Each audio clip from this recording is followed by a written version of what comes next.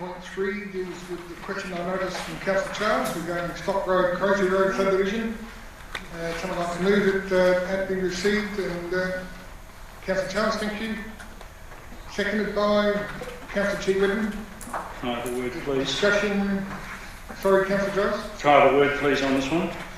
Yep. Thank you. I move the recommendation to be received, but before I speak to it, I have 4 questions I wish to ask along with my opening explanation, please. Mr Mayor, your custom is to ask members, do they understand the motion, and is everybody quite clear on the motion? This is an excellent safeguard and correct procedure to before asking for the vote. So, will you please make an explanation to the Council and the media why you will not answer these questions so that I'm able to cast my vote? Also, 2, why the documentation I requested in question 4 has not been supplied. I requested the documentation on the 7th of October in good time for this meeting, 16 days notice. The documentation I sought was to provide me with the confidence and assurance that your statement made in writing, on email and reproduced in this agenda addressed to Mr Blatchford, the Council and the public is accurate. Mr Mayor, your response to the agenda you state, there have been virtually thousands of communications and multiple investigations/reviews in relation to Stock Road over the past 7 years. Reading on, you say, if Councillor Charles can provide some specific original documentation that has given rise to this questions, Mayor Philp may then understand the context and be able to consider a response. Mr Mayor, I believe you may have overlooked or misunderstood my request, so for clarity for the meeting and for those soon to cast a vote, I must read one sentence from your email addressed to Mr Blatchford, which is reproduced in the agenda tonight.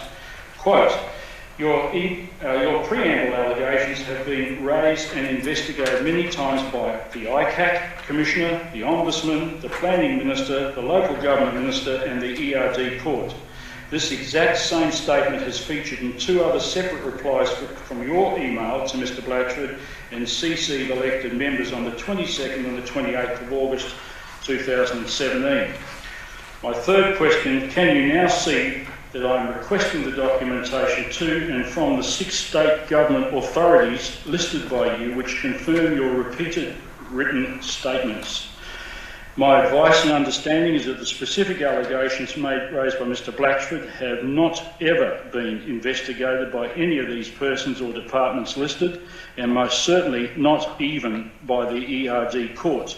Do you wish to make any correction to your assertions?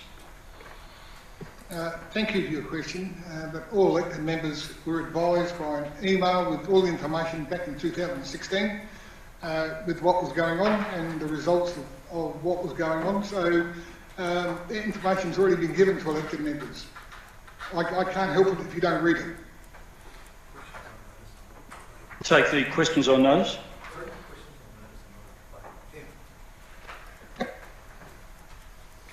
Thank you. We need to pass the recommendation on questions on notice from that. We're not debating that, so you're happy with where you're at the moment? There might be somebody else who wants to make a comment, otherwise I'll complete what I've got to say. Okay. Last comment, quickly. I've asked 4 questions and you've provided 1 answer. You say that is in this agenda. You say your determination, the questions are vague and improper. I believe my questions are certainly not vague and improper. I believe any reasonable person's assessment would be they are definite, clear, alert and not vague, fitting, suitable, proper, honest and not improper. Also, I believe that any reasonable person would be satisfied that these questions are legitimate and should be answered, not swept away and dismissed out of hand. These questions require full disclosure and clearest, most transparent answers possible so the public can have confidence in Council and its deliberations and the decisions made. I believe you have not provided full disclosure to the elected and the public, and this could be seen by some as intentional. Your answers over months and years on the subject have been, in my determination, vague, improper, irrelevant and insulting both to myself and the public. And if I had some support tonight, I'd ask for your resignation. I'll cover that now if you like. As I inferred on a further discussion that we had just recently in this meeting, you are an elected member and need to have some sort of support for Council. Council has made a recommendation in relation to Mr Blatchford's matters. And Ultra-vires, I believe. well, that's only his recommendation, not yours. Your Worship, I'd like to make a motion without notice in Yep, relation thank to you. the report. My motion that is any future matters in regard to Crozier Hill Estate and the floodplain be referred directly to the Ombudsman's office and not dealt with in council. The reason for that is that, as Councillor Chick-Whitton said, this matter has been dealt with for a number of years. Council has had a full briefing on this matter when we came to council. Peter Charles talked about that. There's hundreds of questions that have many been answered before. I think when I was looking through the questions for this agenda, there's a number of questions in both item 4.1, item 19.7, item 19.5 that are exactly the same question that have been asked on a number of occasions. This is just, I think irresponsible. Open for discussion. Yes, Councillor Musgrave. Well, it's no surprise I'll be speaking against this very strongly. Councillor Jenkins is all very clever, but she's only been here for 2 years and she has got had no access to previous information that had been supplied to council on several occasions. She's only relying on what someone else has told her, not from her personal experience. I believe that this motion is ultra vires because it's stopping an elected member from doing his or her job. Doesn't matter whether it's Councillor Charles, whether it's me, Councillor Andrews, Councillor Hales, anybody who asks a question about this will be told we're not answering it. And I don't think that the council's got a right to do that. It may not like the democratic process, but the democratic process is there, and it's there for everybody to use, and nobody should be stopped from doing it. This place is getting like Stalin with Russia, because we're being told we can't ask questions about certain things. We're being told that the mayor is not going to entertain the question because it's vague or insulting or some rubbish, and it's just stopping elected members from doing the job they're elected to do. So, as far as I'm concerned, this is ultra vires, and I'm sure it'll be found to be so. You can't make up these sort of motions on the run without doing your homework. Thank you. Sorry, Mr Mayor, can I just say then, what I'm saying is, does not the council have a set of accurate maps, survey maps for its whole area?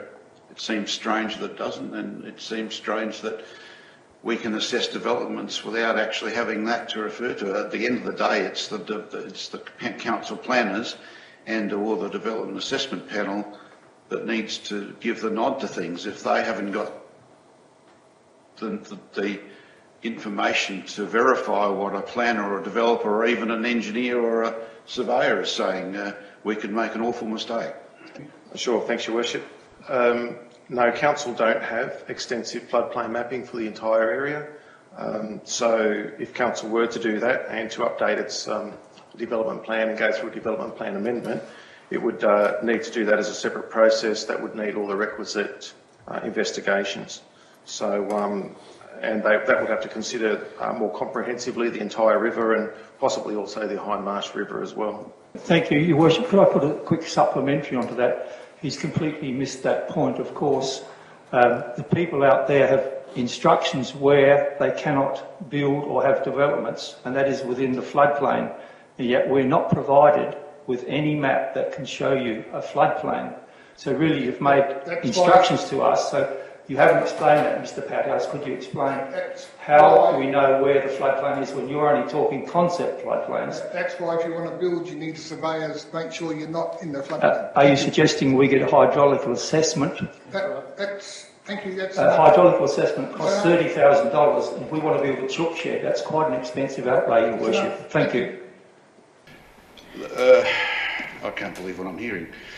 I think every elected member in this council swore an oath to look after the interests of the ratepayers. For someone to try to tell an elected member of this council that there are certain questions they just can't ask, I think is just reprehensible and beyond the joke. I don't think we need to seek legal advice. Why do we always have to go and spend money on legal advice? Yes, about the rocks, that's good value, but not about this. What concerns me is the end of the motion that says, and that no further response to the report or the questions posed be sought from administration. Now, does that refer to elected members? Does that refer to members of the public? Who does it to the media? Who does it refer to? You've already spoken, Councillor Charles.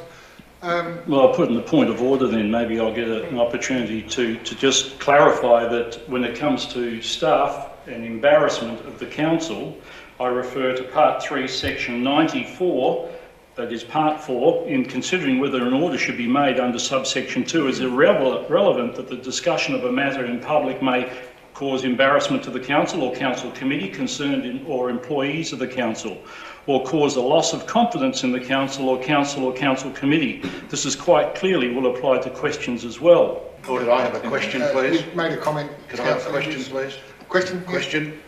How much are we thinking of spending on legal advice on this? Because if you're saying that this is the same matter as the Blatchford matter, we've already spent $500,000 on it and got really nowhere. All the advice that I've ever had on this matter has been behind closed doors, with notes unavailable to the people who are being addressed. And if you want to relate it to Mr. Blatchford was never allowed to be in the room and to argue his case. So I'm really worried about spending more and more money on lawyers. It just seems that some people think that it's an inexhaustible supply of ratepayer funds to spend on lawyers, which I think is just appalling. Because I asked the CEO essentially for an opinion on whether the motion moved by Councillor Jenkins was ultra vires. And the reason that I asked that was because I strongly believe it is ultra vires. There are two parts to it which I think are both beyond the powers of council, ultra vires. And I also wanted to highlight the dangers of making up motions on the run and getting them wrong. You need to sit down and think about motions before you just make up something in most cases, and instead of just chucking it the first thing that comes up. So no, the question has been answered. I mean, I don't know whether I have to put it so plainly that the grade 1 kid could understand it, but my question is clearly, was that motion ultra vires? And I haven't had a response. We've gone off on a tangent, we've raised other issues, we've talked about the CEO not being able to get a word in to tell the Mayor that I assume that he thought it might be a problem motion. Yet we've seen tonight that the CEO is able to get a word in when he wants to.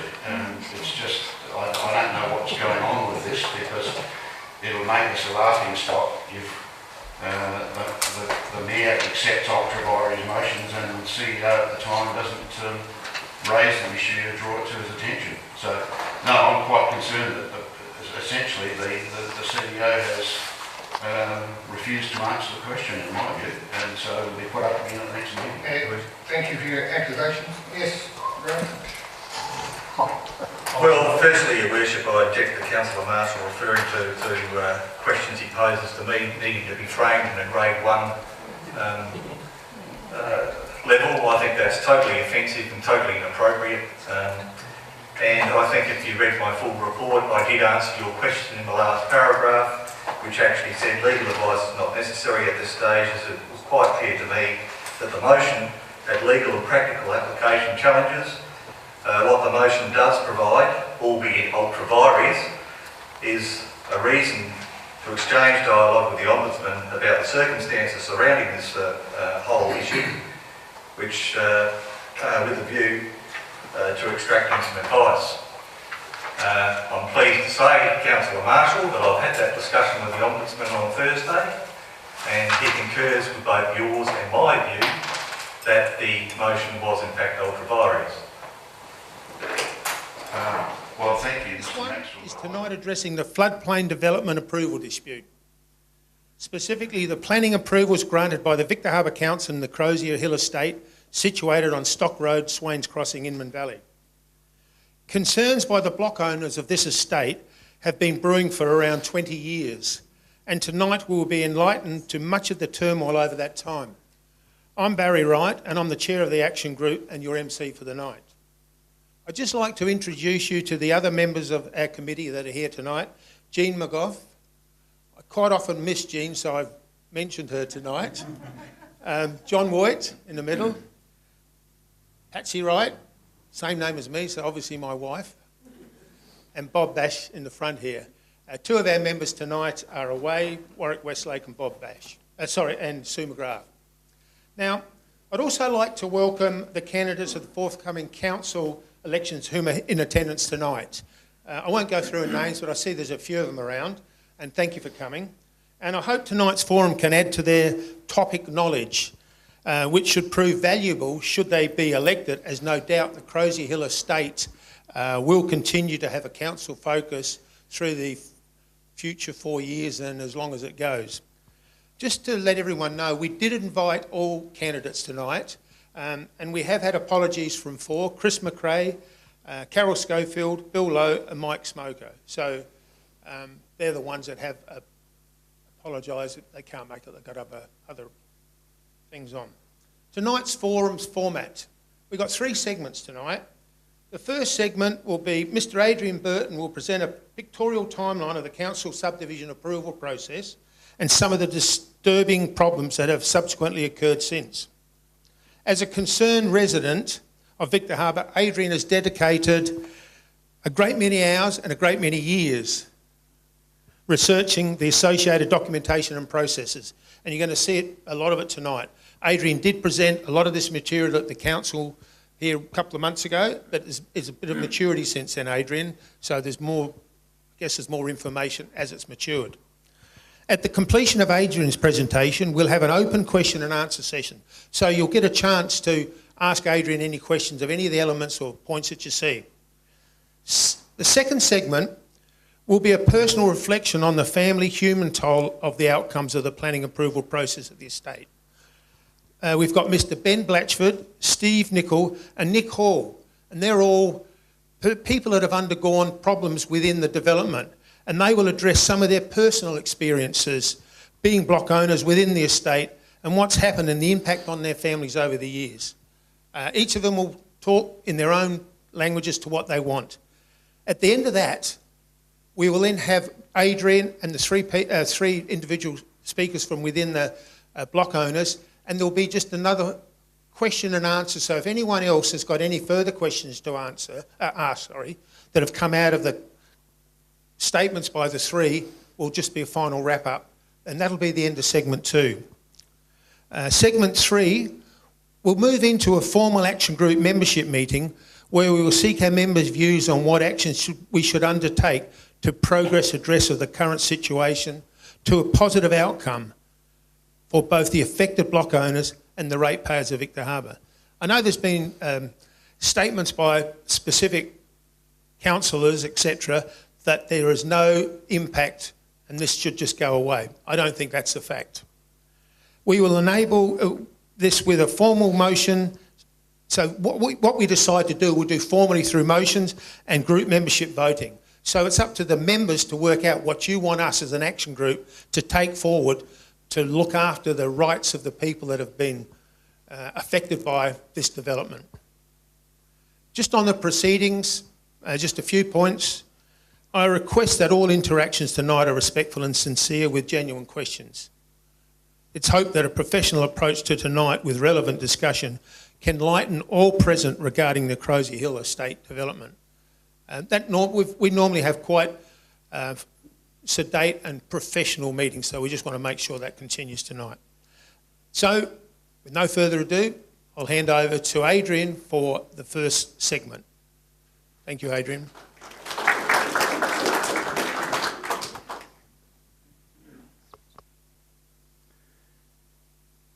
Good evening and thank you for coming along. You can see the title that I've chosen for tonight is the Stock Road Saga a community issue? One of the questions, a critical question is, if it is a community issue, are we stakeholders? And that's an important consideration that will be explained later. The question then is it a community issue and are we stakeholders?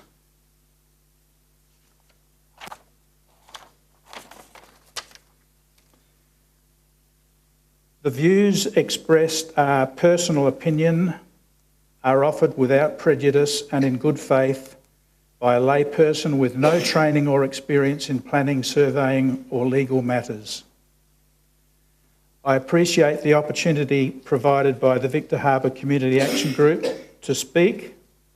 I appreciate the support that I've been given, and I especially appreciate the cooperation of Ben Blatchford and Lance Labrandy for using their photographs, and I think the photographs give an indication of what we've missed out on.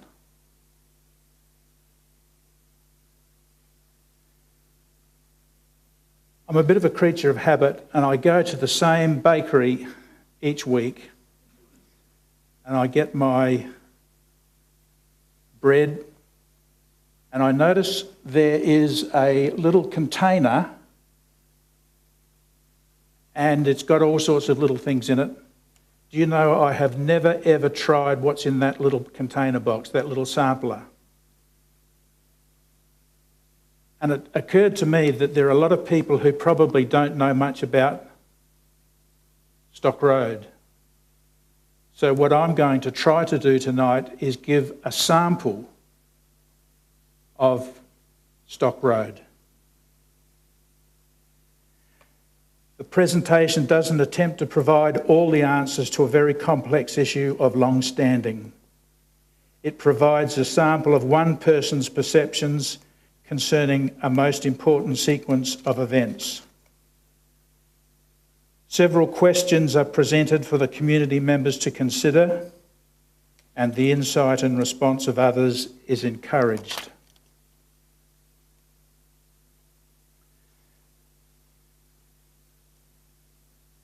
In keeping with the idea of having a sample, I'm going to give a sample of what's going to come tonight. So I'm quickly going to go through the structure and speak to each of those briefly, and then we'll go back and look at each one in detail. You've suffered the introduction already. Number 2, a key decision, probably the key decision. And that decision was made by full council in March of 2000. And they approved a land division. The interesting part in particular was that it was a land division that involved floodplain land. And one of the first things we would have thought would have been done would be to get a surveyed map defining the floodplain, because there can't be development in a floodplain. But if you don't know where the floodplain is, how can it be divided up? But it was divided up without a map. And that is the key decision. I'll come back to that later. On the 3rd of September, I gave a presentation in the council chamber. This is not the same as that, but it contains some similar elements, because until you get a grasp of the beginning of the history, you can't understand the context that's come later. The Fife report, Victoria McCurdy was given authority to spend up to $20,000 to engage an independent planning consultant to look into the planning matters, but only the planning matters of the first subdivision, and there have been 2. That report makes very, very interesting reading. It was conducted by Michael Osborne, who's the Managing Director of Fife Enterprises, or Fife Proprietary Limited. I don't know what their title is. So the next thing I'm going to talk about is what's not in the Fife report, because what's not in the Fife report is just as interesting as what is in the Fife report. And I'm not being detrimental. I'm not meaning to make a snide comment. I'm saying Michael concentrated on what he was given the brief to do. He wasn't given the brief to look at other things. That's what I'm trying to say. But it is those other things that are very important and they need to be considered. So what's not in the Fife report is as important as what is in the Fife report. One of the main topics tonight, I'll be looking at the subdivision of Lot 25. That's the second land division that was authorised by Council. Then we'll be looking briefly at the human cost, the cost to unknown families. I don't like the term unknown. I didn't mean unrecognised, but people I may not know. That's what I was trying to say. There might be people affected. In fact, I'm pretty sure there will be people affected who don't know they're going to be affected, and quite seriously affected. The Hall family, Nick's here tonight. Nick's in a situation where he, in good faith, bought a block of land and approximately 80 to 90% of it is in a floodplain. I believe he was sold a block of land that is not fit for the purpose for which it was sold. So Nick will have a word. Ben Blatchford is here. He'll have a word. Very, very interesting story. Started out in about 2010, his family put in an application to build a house. The planning department recommended approval for the development house.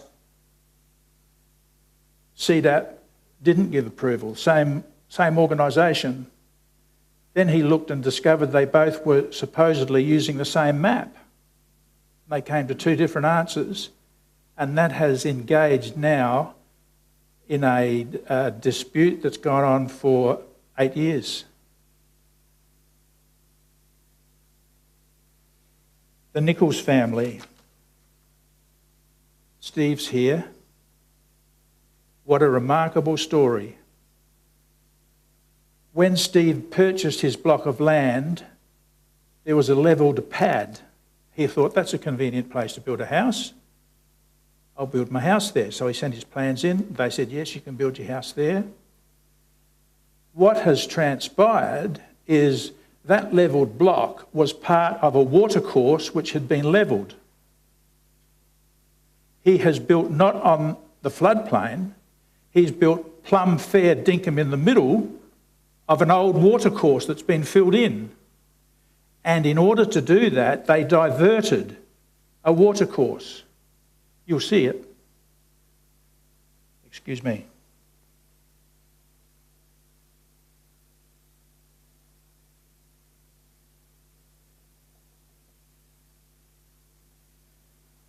Then we'll have a wrap up and a question time.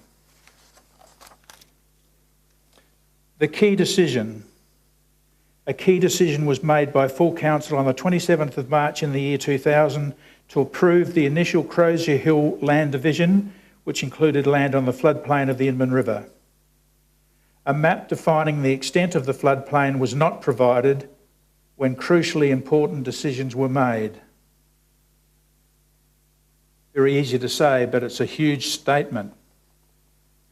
Assessment of the development was not delayed until the documentation was lodged. You would imagine if you and I were going to put a house application in and we didn't have the right documentation, they'd say, hold on, we can't do it at this month's meeting, we'll have to do it at next month's meeting, we'll do it as soon as you get your documentation in. Oh no. No documentation, no worries. Approval was given without requirement, without the required documentation. So if I wanted to build a house in Victor, number of bedrooms uncertain, setback from the road uncertain, construction materials uncertain, but a detailed documentation will be provided after approval. You'd say that would never ever happen. It has happened, and a huge development it is. We're not just talking about a house, we're talking about more than 40.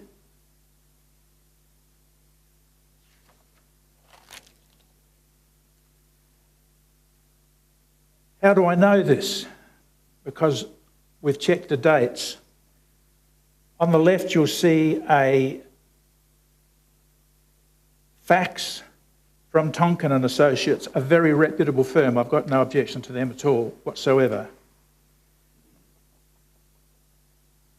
Mr. Ken Schalk was the hydrological engineer from B&C Tonkin, and he sent a fax to Mr. Bob Andrews, who was the proprietor of Andrews Surveyors. He was also the consultant to the developer, Mark Stock. That is dated the 30th of April. You probably might not be able to see it, but you'll just have to take my word for it. You're welcome to check it, but it is dated the 30th of April.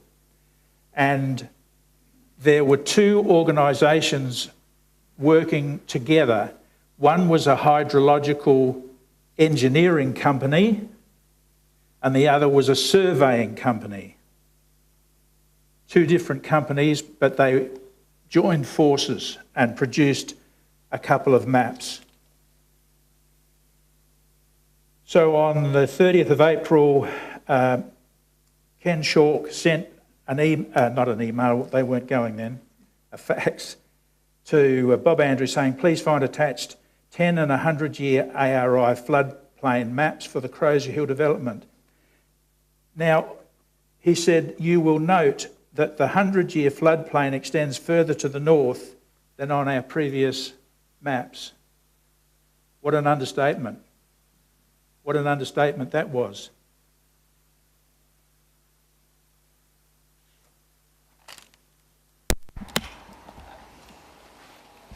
This is a copy of the surveyed hydrological assessment that Ken Schalk said he was going to send to Bob Andrew and did send, dated the 30th of April. Approval was given on the 27th of March. So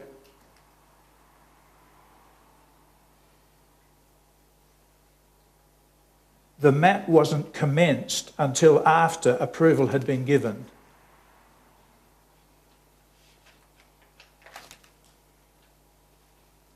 It is alleged that approximately 20 acres of unique floodplain land that was intended to be entrusted to our council has been included in land that has been subdivided and sold for private profit.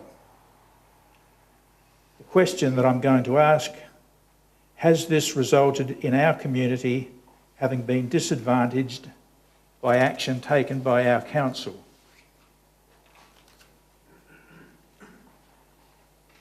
Are all residents and ratepayers stakeholders in the Stock Road saga? Here's a burning question. Have the processes undertaken concerning each of the two Crozier Hill land divisions been consistent with the standards of professional practice that the community considers to be acceptable? We'll come back to that at the end, and I'll ask you that same question if you can keep it in mind.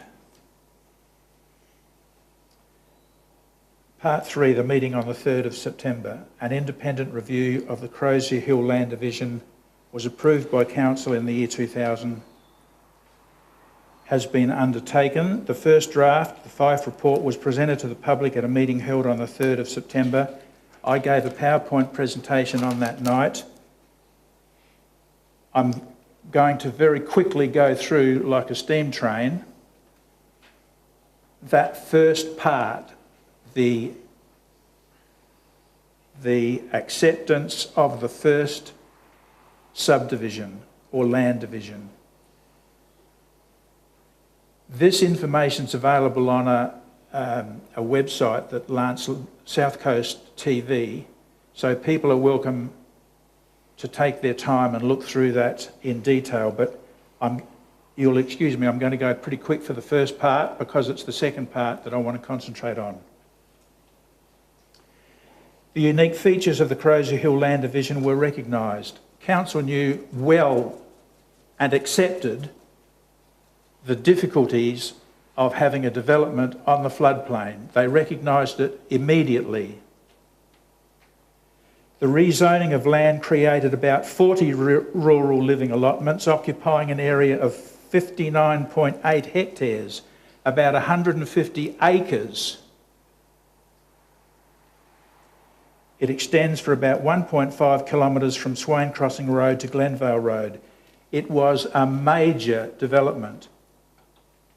So when we say approval was given without documentation, approval for a major development, a huge development.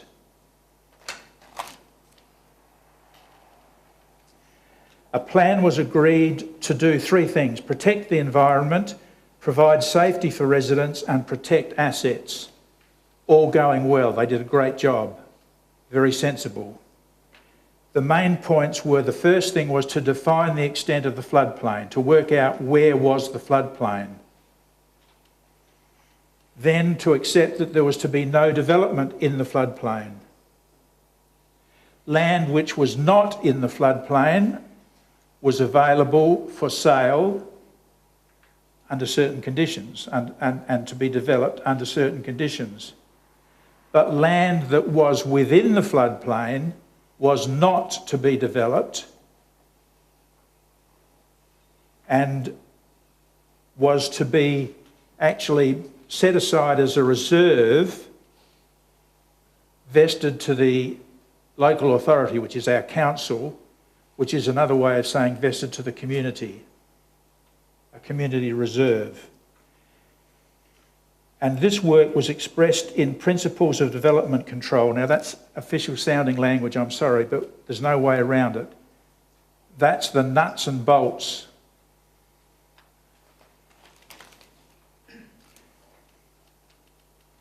Figure 4 is a very important map. It's referred to frequently. It looks pretty mundane and not very interesting, but it's of vital importance. You'll see the shaded area, and there's a bit of a dotted line around the outside. Excuse me, I think we might be a picture. The boundary of the floodplain is the boundary of the reserve. Full stop.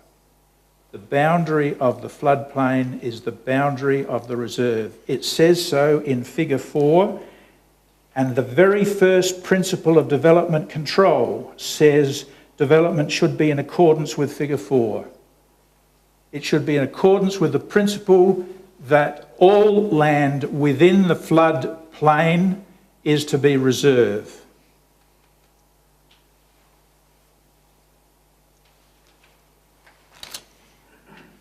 Now, there are three principles, three pillars.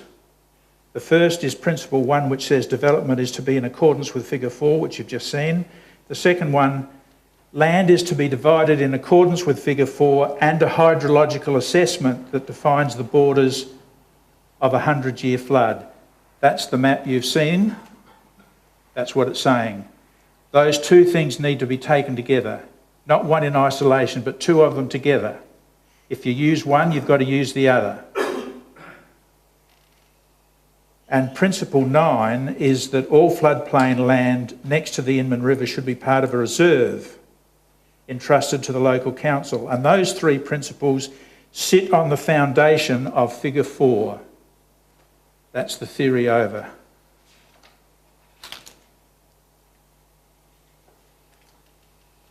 The 4 stages of the land division could be represented by 4 maps.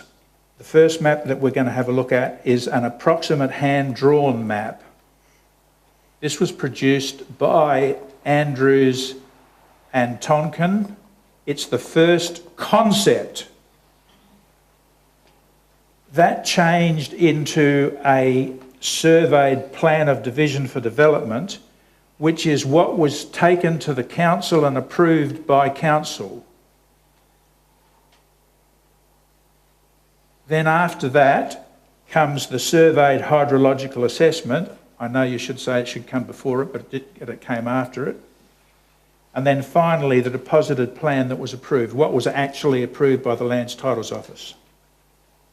And the question is, were any of those maps consistent with principles 1, 7 and 9?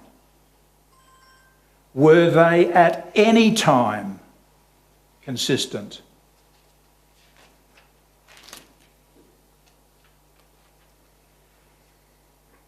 Photograph of Ben holding a map. Ben and the floodplain are synonymous. We're going to look first of all quickly at the introduction of the 4 maps, and then we're going to go through in detail quickly each of those 4 maps. The 4 main maps have been produced by professionals working on behalf of the developer, Mr. Mark Stock. I just say that these are not maps I've drawn. These are maps produced by the consultant working for the developer.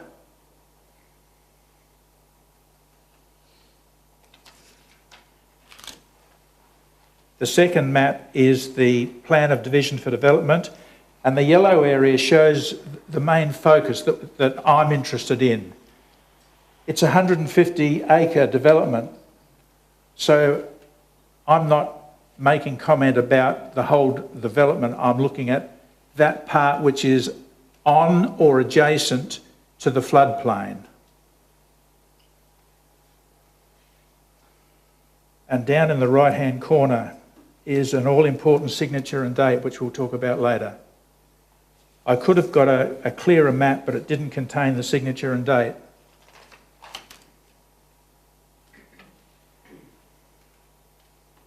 This is another copy of the surveyed hydrological assessment.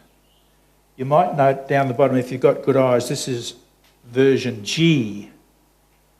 There's a whole family of maps. They've all got the same basic core information, but some of them have got a little bit more information, different information. The same core.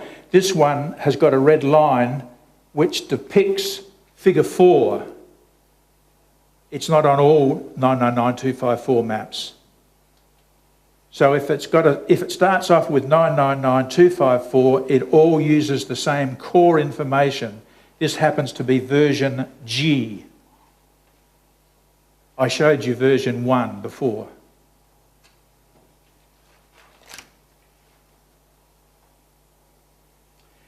This is a copy of part of the deposited plan. Now, the interesting thing is there have been 4 new maps. As every one of them has been produced, each one has claimed progressively more of the floodplain. Remarkable. Each of the 4 maps has claimed progressively more of the floodplain. Right, we'll look now at a bit more additional detail and we'll go through each of the 4. We've been told this map defined the extent of the 100-year floodplain and was used in the assessment of the land division. I don't believe that's correct, but that's what we've been told.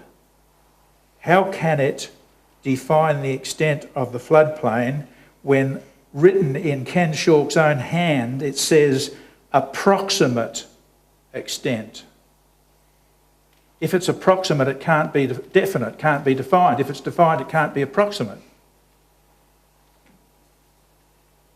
And the second thing I'd say is, even if it happened to define the extent, which it doesn't, why was a second map necessary? If they're saying this map defined the extent, why was it necessary to spend about 20 or 30 grand to do a second map? And why did the second map produce such a dramatically different result?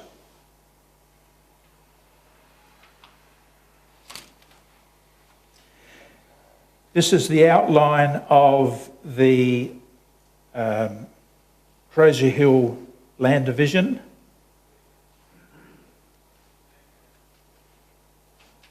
And it shows those curvy black lines, which I'll enlarge later, are the approximate extent of the floodplain, and the yellow area is floodplain land to be sold or floodplain land that was sold. This is an enlarged section of that same map.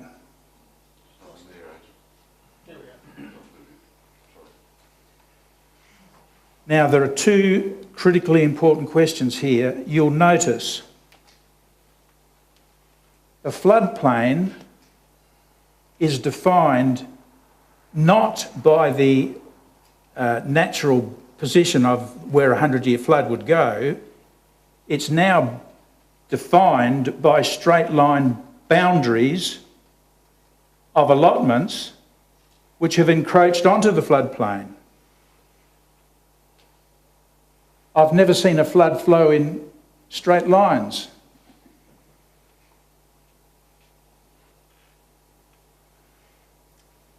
Does that comply with council policy? The answer is no, it doesn't, because council policy says all land inside the floodplain is to be reserved. It's as clear as anything. There is land inside that black line marked yellow, which is for private sale, but it should be reserved. So that leads to the question, could the initial hand-drawn map show an intent not to comply with council policy? And I believe it does. From day one, no map has ever complied. From day one, they have said, we're not even going to try to comply. We're going to tell you straight up, right from the beginning, we're going to claim some floodplain land and we're going to sell it. And they did, with gay abandon.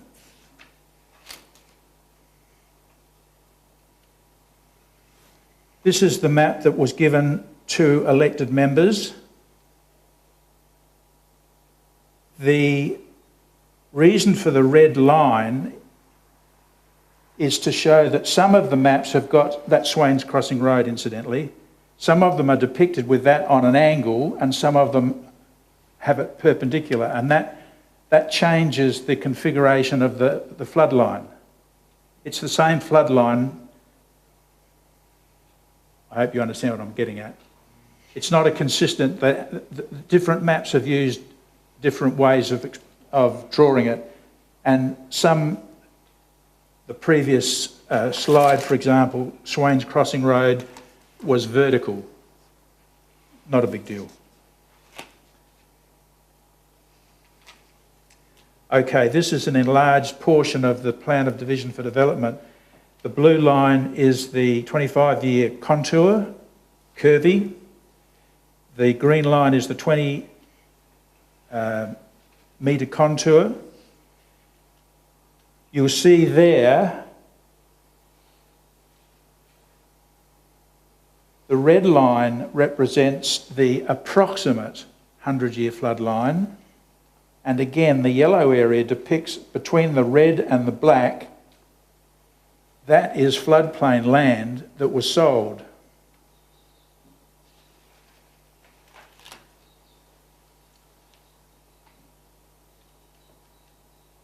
I would ask you to remember reserve is block number 43 and 5 hectares. And I'm asking you to remember because I can tell you it doesn't stay at 5 hectares and it doesn't stay as lot number 43. Councillors were denied access to the development plan and did not grasp the significance of the map.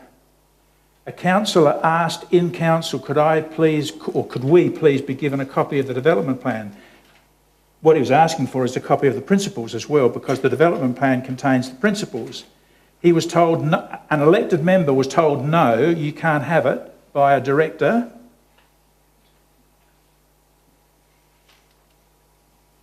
When that map was approved, I have it on good authority from people who were there, those people had no idea that what they had approved was contrary to council policy. They had no earthly idea. It was never explained to them.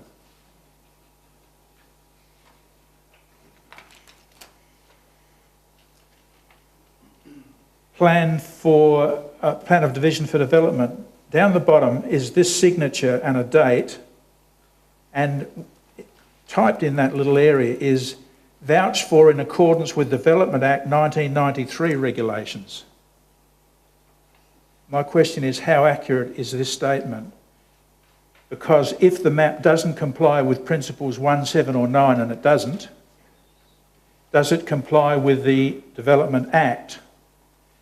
And we'll come later to see that the Development Act says if a development doesn't comply with the development plan, it's not an authorised development.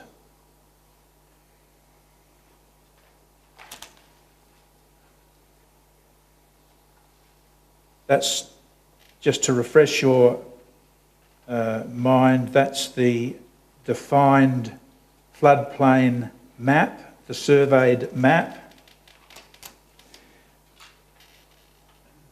This is that same map with 3 sets of data on it. The 100-year flood line, the 10-year flood line, and the figure 4 flood line. The figure 4 was the original concept, don't worry too much about that. The area in green is the area set aside for reserve, and you'll note that it's got all straight lines, and with the exception of one small area which I'll point out later, all of the boundaries are inside the flood plain.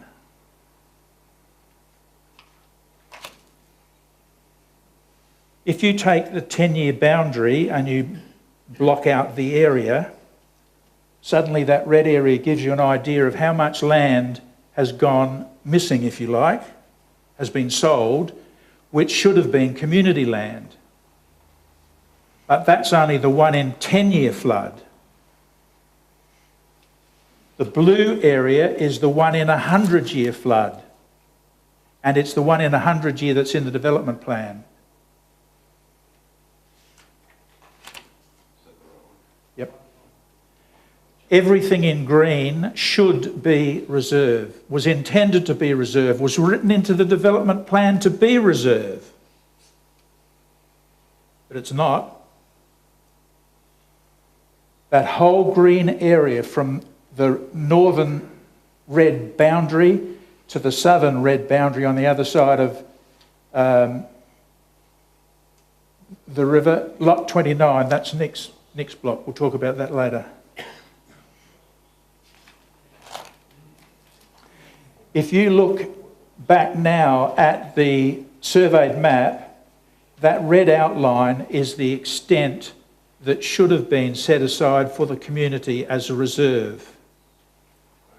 It's a huge area. It is 30 acres. And those yellow circles represent the lot numbers of the lots as you work along. And each of those lots would be 1.7, 1.8, 2 hectares roughly, something like that.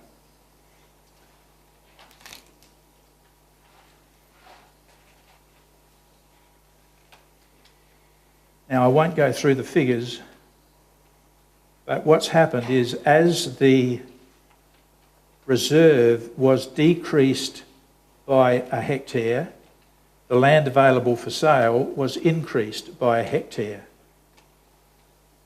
Roughly, not exactly 1.0, roughly.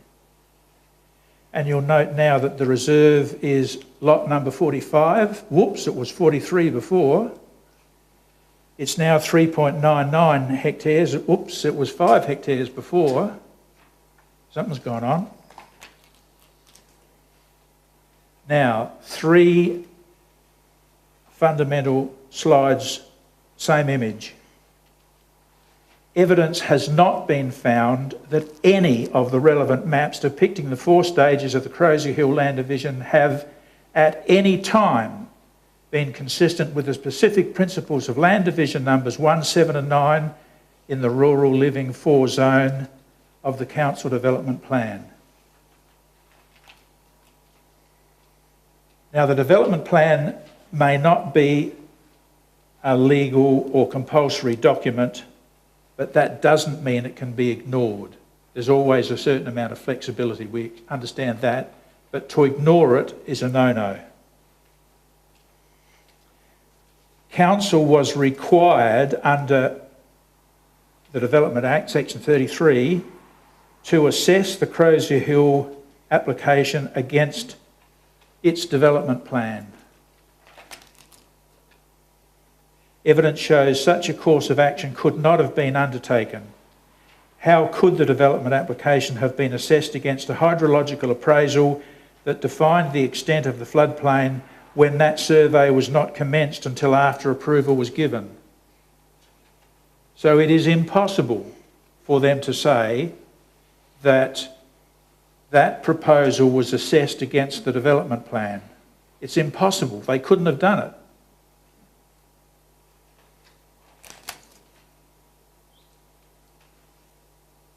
I won't spend time on this. It just shows little copies of the map where it changed from 5 hectares to roughly 4, and the area of private land increased. Now this is an interesting little slide. This is the actual decision notification, and you'll notice it says lot 2 lots into 40. Approval was given for 40 allotments. We've already found they started at 43, then they're up to 45.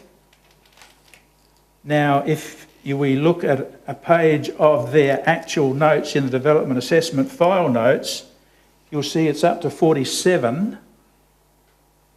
And when they approved the subdivision of lot 25, it was up to 48. Approval was for 40.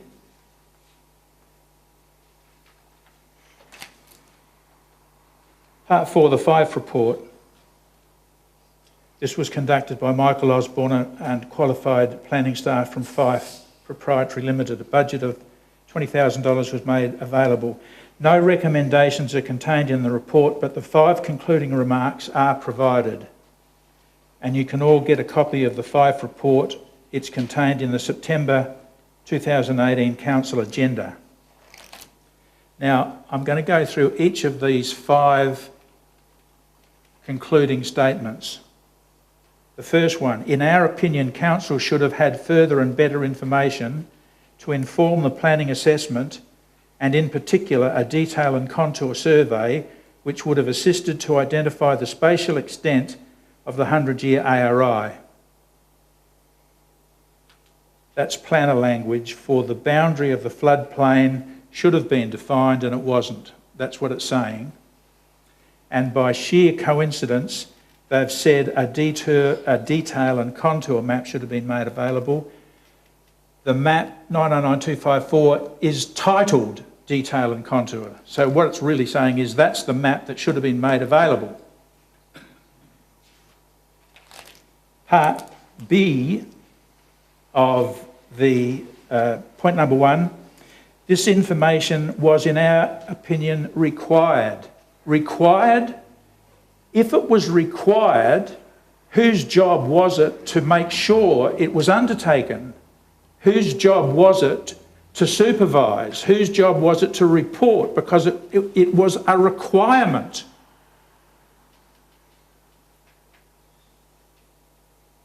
That single statement, in effect, supports those persons who have been trying for years to convey to deliberately deaf ears that Principles 7 and 9 in particular were not adequately considered, and consequently a flawed approval decision was made. The second summarising statement that Michael Osborne makes, and I'm not critical of Michael Osborne in any way, I'm not meaning that, I'm not trying to convey that at all. Council obtained independent expert opinions in relation to hydrology, and based on the correspondence of council files, commentary in the agenda and associated minutes, did consider the issue of flood risk in making its decision. So it's saying the issue of flood risk was important, it was recognised and they looked into it. My question about that is, that's all well and good, but could subsequent internal approvals have resulted in increased flood risk?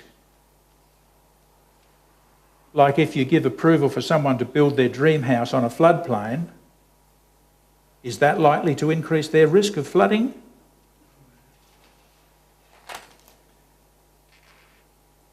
Number 3, council was open to make its decisions to approve the land division, notwithstanding that elements of the proposal, in our opinion, did not satisfy certain key provisions in the development plan. What really, and it's taken a long time for me to swallow, but what this review has set out for me is, even if it was a bad decision, a biased decision, an improper decision, a wrongful decision, even if it was not in the best interests of the community, whatever, it was a legal binding decision. Councils can make mistakes. It was a legal binding decision and it would be very, very difficult to overturn. It would involve something like a judicial review. And Onkaparinga Council, just in yesterday's paper, have set aside a sum of $300,000 to look into a judicial review. So we're looking at big bucks. However, the fact that it was a legal binding decision doesn't mean it was made by well-informed councillors, was consistent with council policy, was undertaken via a sound and appropriate process, was in the best interests of community and environment, was supported by a majority of the community, and was ethically acceptable. Point number 4. There is uncertainty in respect to the process and therefore analysis which was undertaken by council, which resulted in a reduction in open space reserve from 5 hectares down to 3.9. There was uncertainty. I would have thought an independent survey, a review, would look into the reasons why. I find it staggering that they simply say there is uncertainty. No mention is made of the approximately 20 acres that was meant to be reserve, which may also be attributed to uncertainty of process, the uncertainty of not knowing where the jolly boundary was. And number 5. Council's actions in negotiating the subsequent land management agreements appear to be fair and reasonable. These land management agreements are complex documents that ideally there was no need for. The basic principle is there is no development on the floodplain. If there's no development on the floodplain, why do you need a complicated, expensive land management agreement specifying finished floor levels and pages and pages and pages of calculations working out what's likely to be the effect of a flood? The cheaper, simpler option was simply to say no development on the floodplain.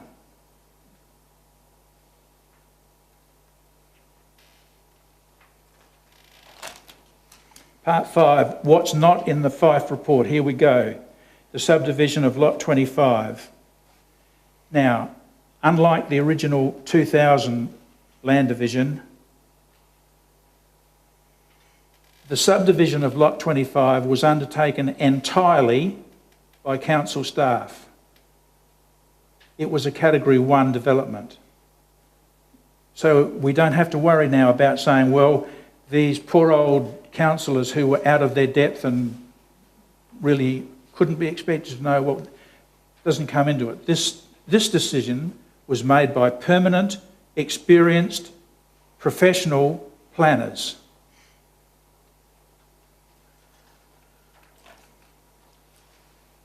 Okay, so there's Lot 25.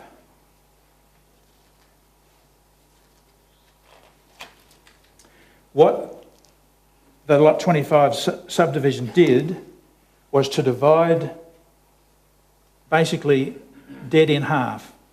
Lot 25 was very close to 2 hectares. They divided it in half, 1 hectare each, and they put a long, skinny entry road. Some people call them battle axe blocks or hammerhead blocks or something like that.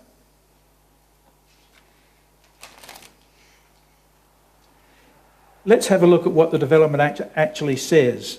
Section 33, matters against which development must be assessed. Not should be, must. A development is an approved development if and only if a relevant authority has assessed the development against and granted consent in respect of each of the following matters. A, the provision of the appropriate development plan. They've got to consider the appropriate development plan.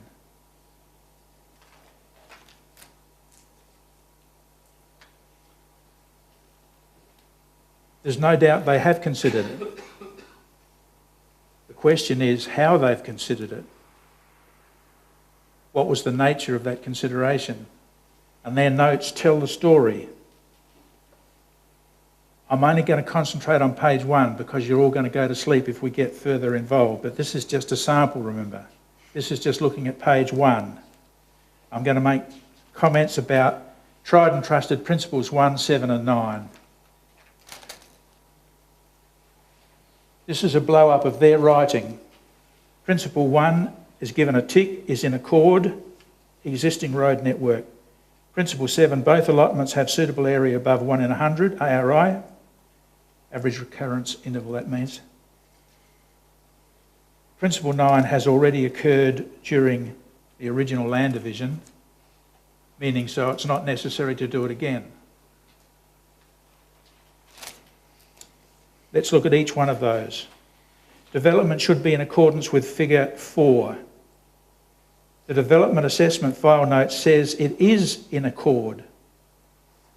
How on earth can it be in accord? Because figure 4 says all land inside the floodplain or inside the defining boundary of the floodplain should be reserved. Look at the area inside the blue line, which is the 100-year flood line, and the pink line is the 10-year flood line. All of that land is meant to be reserved, and yet they've said bold as brass, is in accord. No explanation of how they believe it's in accord, just a statement. Bang, it's in accord. Secondly, existing road network. What in heaven's name has the existing road network got to do with principle 1? Where does it say anything about road development?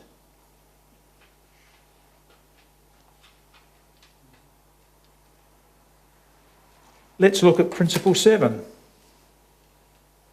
Land should generally be divided in accordance with figure 4 and having regard to a hydrological assessment defining the extent of the floodplain. The note says both allotments have a suitable area above 1 in 100. So what? That's not what it says. It says land should be divided in accordance with figure 4. Is it divided in accordance with figure 4? No. Has it regard to a hydrological assessment defining the extent of the floodplain? No. It's just simply said there is some land available there somewhere that's big enough to build a house on. Never mind if 90% of the block's in the floodplain.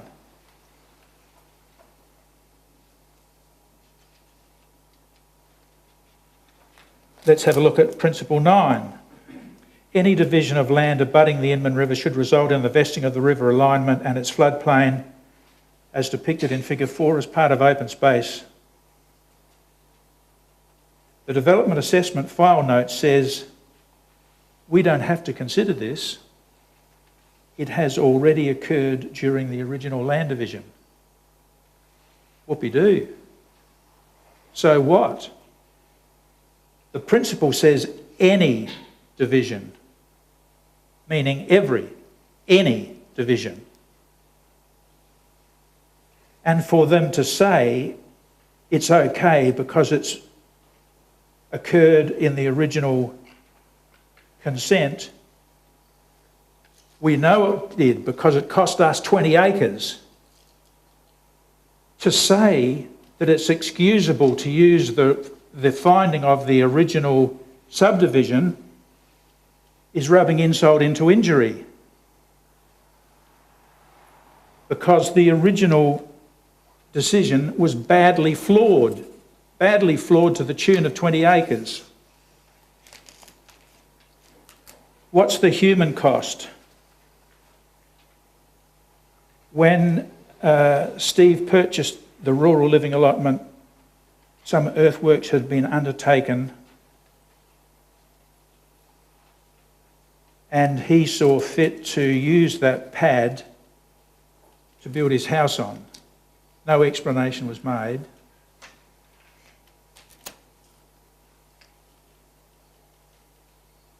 You can imagine Steve's amazement. I think it was in November. I did that from memory, and I put a question mark to check it and I forgot.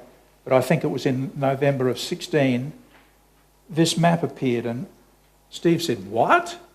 There's a map showing a watercourse flowing straight through my house." Council had had it since 1999.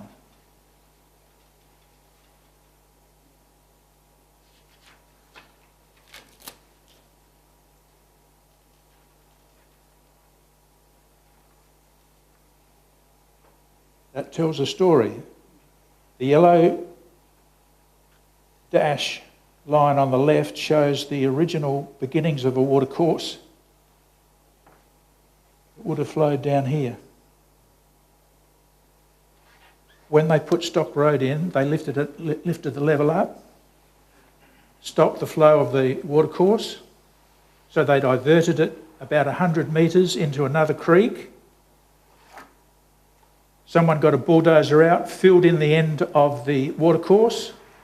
Part of the watercourse is still there, 1 metre deep by 4 metres wide, still there. You can see it today.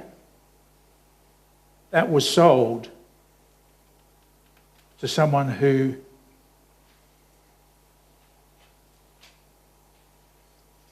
should have been told what was happening. The other yellow line is the existing Green Hills Creek. You can see Steve's family home in red, and we'll pick it up later. There are distinctly green areas some more than 5 years after they stopped the flow of all surface water.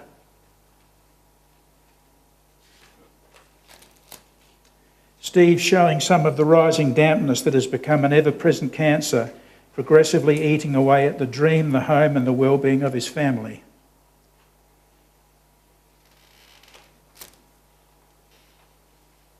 There is a natural drainage system that's been operating for centuries. You don't have to be Houdini to work it out. That's the way of natural drainage. And there is a policy which says the division of land should take place with due regard to the surface drainage of each allotment created in the division. So there's an aerial photograph of Steve's house on the left, the access track which was put in so that the new owners could gain access to lot 102, part of the original lot 25, if that's not too confusing.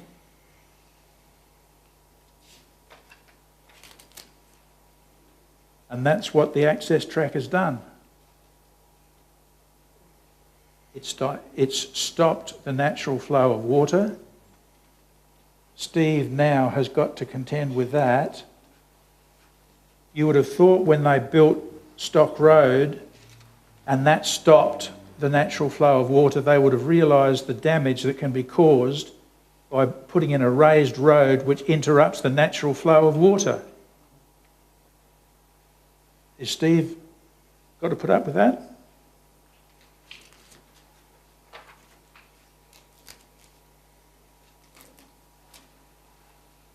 we're not just talking about some little insignificant stream. There's a fair deal of water that flows down that. That's the diversion. That's flowing along the edge of Stock Road. Now, the council policy says important natural resources, including watercourses, should be conserved and protected from development which would affect them adversely. I can't think of anything that's going to affect it more adversely than closing it down and diverting it fully. Completely contrary to council policy, but it's been done. Here it is again. This is the diverted water creek.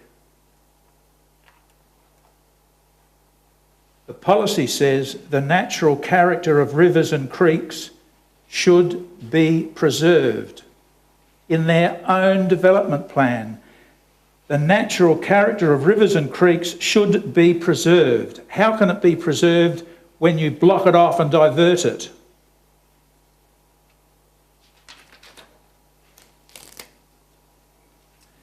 You'll be pleased the wrap-up's about to happen.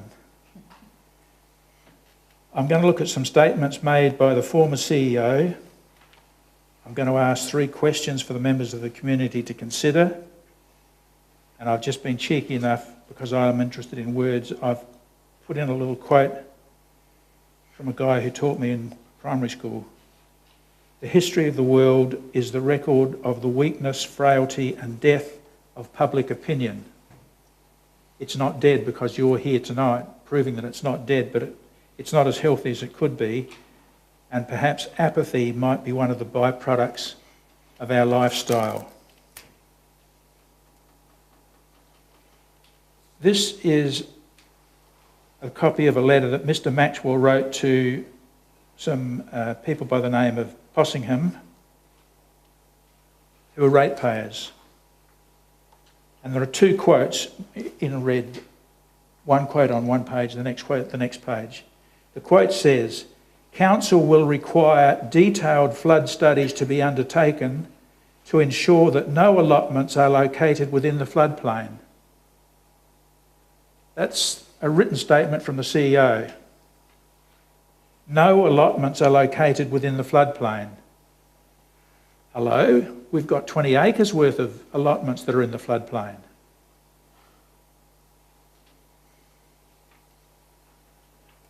And the second statement by Mr. Maxwell says, any application for development in the rural living 4 zone will be assessed against the relevant criteria set out in the plan amendment report. Any development which is seriously at variance with these provisions will be refused by council. But they didn't refuse it. Twice over.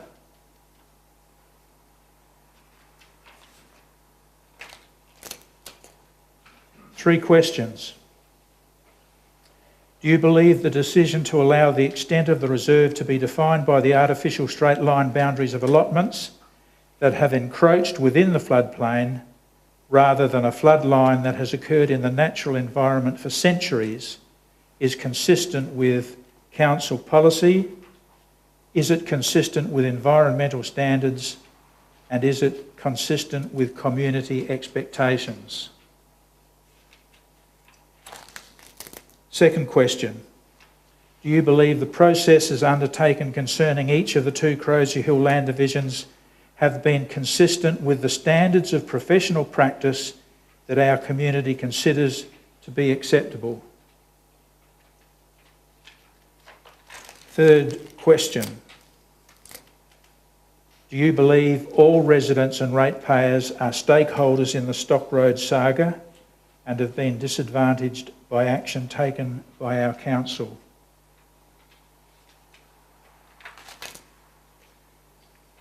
Now, I hope I'm not going to come in for criticism, but I want to remind you of a tragic situation that occurred just 1 month ago, where after 45 years, a man was arrested for the murder, alleged murder of his wife, after 45 years. It could be argued After 45 years, is it worth the trouble? Tens of thousands of dollars to undertake an investigation, tens of thousands of dollars to run a court case, tens of thousands of dollars per year if that person ends up in jail. What does the community get?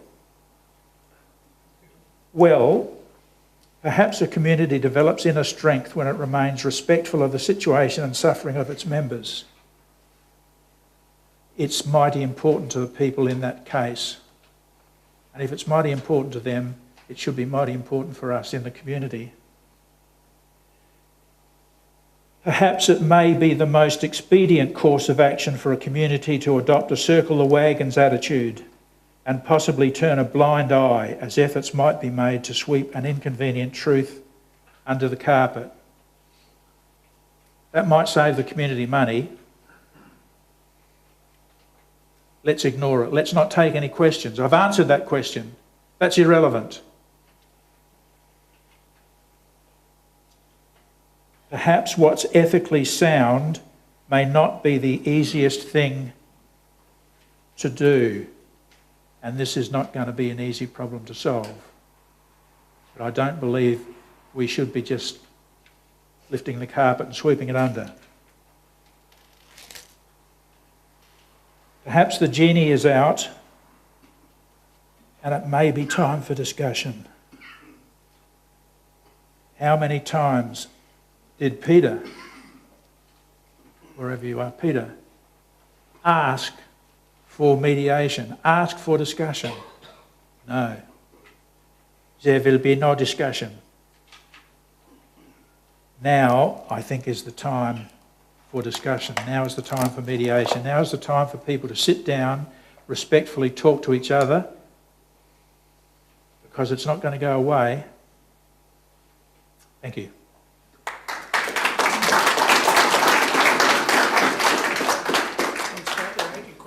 Oh. A lot to absorb there. Questions?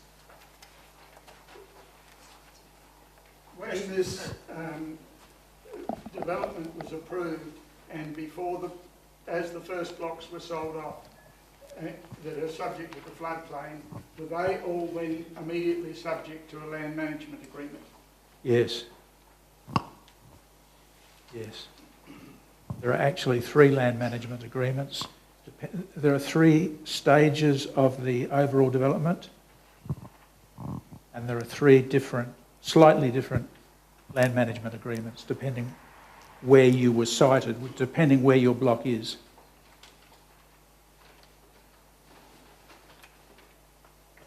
Oh, sorry.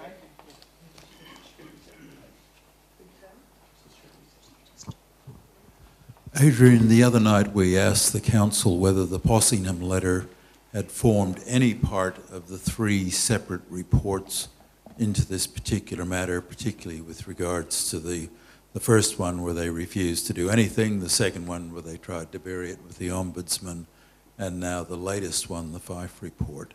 Have you had any more feedback as to whether, in fact, that piece of that correspondence was actually in the council records, or whether it has mysteriously disappeared in order to perhaps mask what was intended? No, I'm not privy to that. It should be in council records. It's available. I might say it might look easy to produce this information. It wasn't just a matter of fronting up to the counter and saying, "Hey mate, I'd like a bit of information about this. Can you show us such and such a map?" Oh no. It's been got the hard way, so I've got no knowledge of whether, in fact, they've still got it. There is no reason why they wouldn't have it. They should have it.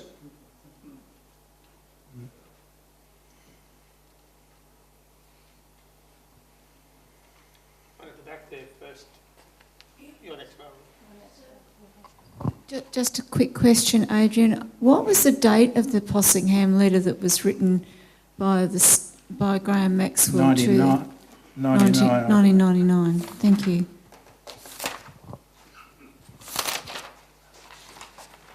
Can you go backwards, Bob, please?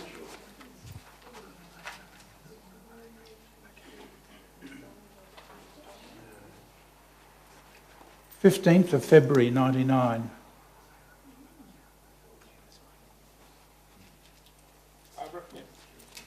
Thank you. This will be a bit muddled. My memory is getting hazy, but I got elected for the first time, no, the second period of my times on the Victor Harbour Council. And that must have been somewhere about September of 2000.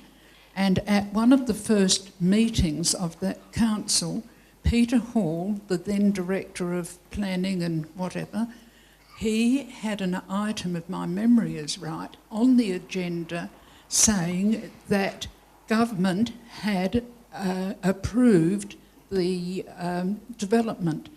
And I said, why did it even have to go to the government? Because it was a well-known floodplain. And Peter Hall, if my memory's right, I'm paraphrasing now, of course, was saying that the councillors knew that it was a problem. They made the decision hoping that government would knock back their approval. That's how I recall it. Does that have any bearing now on any effect of taking the matter further? Barbara, I'm not suggesting that we take that first matter further, because it was a decision made by a legally formed council. It was democratically voted on, it was carried, put in the minutes have been accepted. It would be a very, very difficult job, a very expensive job to do anything about that. As much as I don't like the process that was engaged in, I'm not suggesting that we do anything about that. A different story altogether for Lot 25, because that was undertaken by trained professional planners. Trained professional planners who for 10 years had the detailed survey map. Does that go about Mr. Pathouse's turn? Okay, oust Pathouse.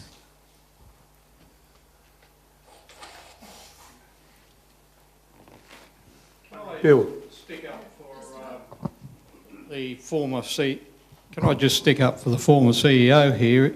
His statement clearly says that no allotments are located within the floodplain. He doesn't specify the 100-year floodplain. It could be the summertime floodplain.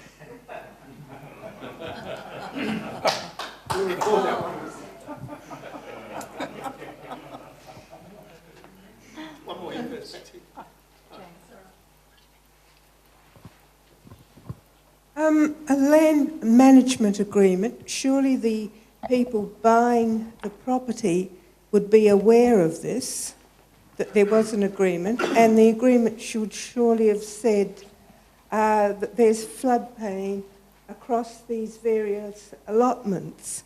Did they have to sign something to say that they knew it, or didn't they see the land management agreement, or... You know, I don't quite understand, because when you buy a house now, you know, you have your contract, and then you get a Form 1, or whatever it's called, and that form discloses things like floodplains. Steve. That's what I can't understand. It disclosed the fact that you had to build at a certain level. We didn't disclose where the flood line was, really. All we had was the concept map. All we were given was a concept map showing the approximate extent of the floodplain. And on the land management agreements was finished floor levels. It didn't even, that should have been that there was a water course going through my block in the land management agreement there. I think that should have been in there if that's the case. Yeah, what's been raised is a very important issue that in the future, perhaps we could recommend that there be written into contracts a statement as to whether or not that block has floodplain land on it, how much floodplain land it has on it, and what the conditions of developing that floodplain land might be. Sorry? Well, Sorry. You how much was actually revealed, because, you know, we bought our house 2.5 years ago, and it said, you know, whether there was floodplain and, you know, bushfire and things like that. You know, whether you were in a bushfire area and whether you had to take certain precautions if you were in that bushfire area. So you were aware of the problems, some of the problems. Because the council has to give a certificate saying this, that and the other. And surely floodplain is an important part of that certificate given by the council. I agree. And then you make your decision whether you're going ahead with the purchase. I agree completely. And we might take Lot 28, for example. Lot 28, a house was built on the floodplain. Why were they not told that that was... I mean, are we saying that they may have been told but they took no notice of it, and then they made an application for development which was approved by council, who must have known? It's a very awkward area, but you've raised a good point. I think there needs to be a clearer statement of requirements, that people should be given clear information about any and all issues associated with that house or that block. It's a good point. I bought my property on Crozier Hill Estate 11 years ago. The sign at the culvert with the floodplain warning was there then. Was that sign and that culvert in place from the time of the development? Because I can tell you, as an individual who drove down Stock Road, my first approach was, there's a group of houses I'd never look at buying. I live on the highest site on Crozier Hill. Yep. I'm not afraid of floods, but I suppose what I'm looking at here is the issue of and I have a land management plan that tells me exactly what I can do on my block, and I've had to comply with a whole range of things around that. And I'm sure that those people who live down on the floodplain have also got a land management plan. But there is always a caveat of buyer beware when you're buying a property. And so my question is, was that culvert and was that sign in place from the day that that development was opened? I believe that sign has been up on that road forever. I've been here 37 years. And that time it was a... Do you mean the concrete the sign Water River Road? Yeah. But the sign wasn't there. It stood there after I made a complaint that vehicles couldn't get through the floodwater, and the answer to that was to ignore me and stick the sign up. Yeah. So that's, I suppose, that was what I'm trying to return. Yeah. Hello, Ben Blatchford from Stock Road. I can clarify this very quickly. There was no indication there was a floodplain across there when we bought the property. It's buyer beware. Tonight we're talking about the principles that have been ignored, but if you want to talk about buyer beware, there was nothing in the land management agreement that suggested a floodplain. I didn't know anything about the floodplain until our application was refused. Before I put the application in, I had no idea what a floodplain was, where it was. There was no indication in our land management agreement that we're on a floodplain, that we had floodplain. And that's the same for everybody along there. There was nothing on the land management agreement that shows you the floodplain, and it certainly does not show you where the floodplain is. So people go in there and buy, and they don't know if they come from somewhere else and they just buy. Might be 5 years without any water going through, then suddenly it comes through. It's a surprise to them. And then they'll start doing some research and they realise, hey, we're on a floodplain. No idea in your land management agreement. So buyer beware. We're talking about principles here tonight where the council was aware and they put principles in to protect people. So that's what we're talking about tonight, and protect people. You imagine coming straight from Adelaide, you see a lovely block of land, you don't know, well, I'll buy that, and you don't know anything about it. You could have it for 6 years and suddenly you get flooded and you say, what's going on? You can't say buyer beware. It's a council who were aware, and that's what Adrian's made those points very clear. Council is aware, they were aware, and they put very special principles in to protect everybody. And that was it. They did a good job. The principles were excellent, just so they didn't use them. They didn't consider them when they did the subdivision. Simple as that. And like Steve said, the sign was not up there. I was there as well, yeah. Thank you. In defence of the people who maybe buyer beware, they're not stupid people.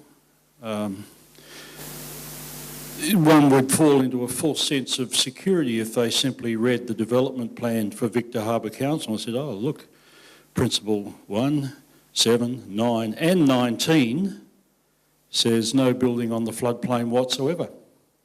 There's a measure of confidence in reading that if they've done their homework. Then they see the developer or they see the real estate agent and the conveyancer and they're happy. There's no reason for them to be concerned about it. So, you know, in fairness, it's not an easy thing at all. I mean, I prefer to be up the hill too, with respect. I really love to be up the hill for the view, but, you know, some people probably looked at it and thought this is ideal. Well, they did. I think also the issue is, in the first place, if council had abided by its policy, it wouldn't have been a problem. For council to say, we are going to breach our own guidelines, our own policy, and then we're going to blame you because you haven't buyer bewared. If they did the right thing first, the buyer wouldn't need to be beware because they would be protected, and that's one of the roles of council. What I found really disturbing was when I first got into council, within the first 3 months, and I've been going through the council agenda and minutes. Within the first 3 months, we had two major issues. One was a development in Sturt Street, which had gone wrong. You may all recall that. And then the Stock Road thing. Now, we had a briefing from the CEO on both those issues. And Mr. Blatchford's reputation was seriously soiled by the CEO, which really got my back up because there was no response that he could make or was allowed to make. And that's how it proceeded. And then time and time again, I was blocked with frivolous questions. They sought legal advice to stop it. It was just the time and time again, the effort that the administration made to block rather than to come to some sort of agreement and assist these people and to admit something had gone wrong. We may add that's the previous CEO, not the current. Oh, indeed, the previous CEO. And also with the current CEO, I specifically said if the terms of reference are not wide enough, and the council agreed that our current CEO could expand that terms of reference, and it seems as though they've been kept narrow. So I really don't know. It's very disturbing.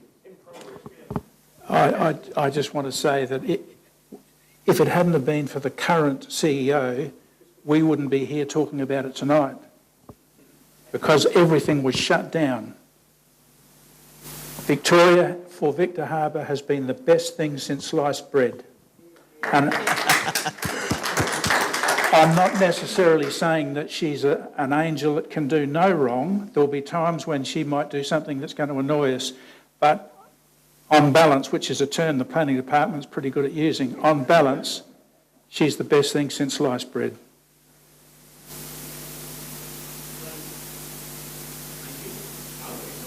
Here. Use this one. You got it?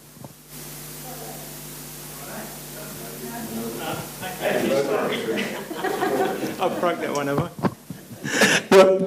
Wow.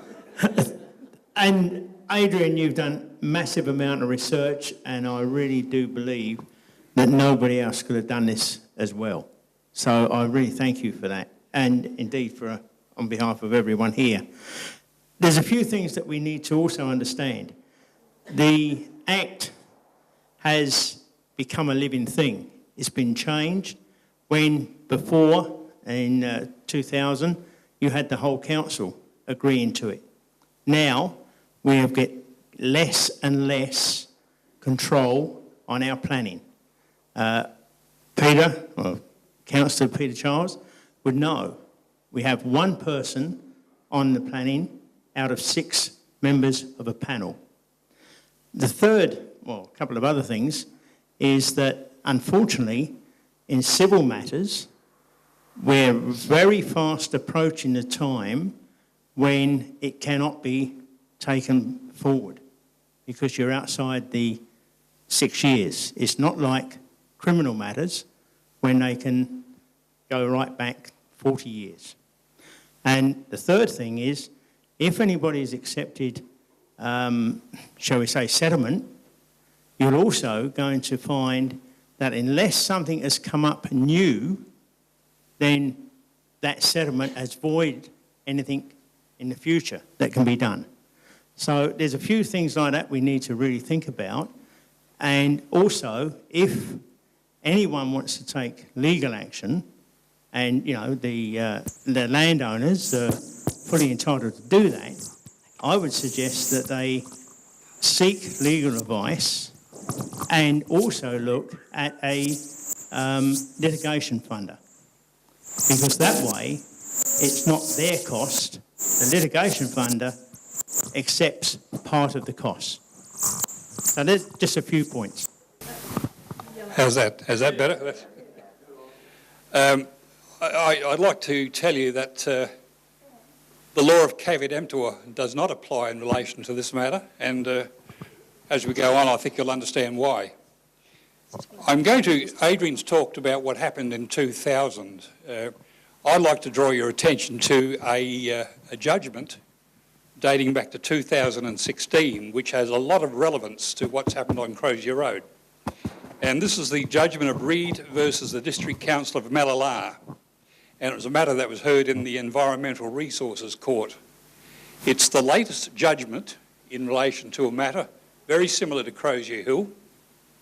It's been appealed in the Supreme Court and then further appealed to the full bench of the Supreme Court, that's 3 judges, and at this stage of the game it hasn't been overturned.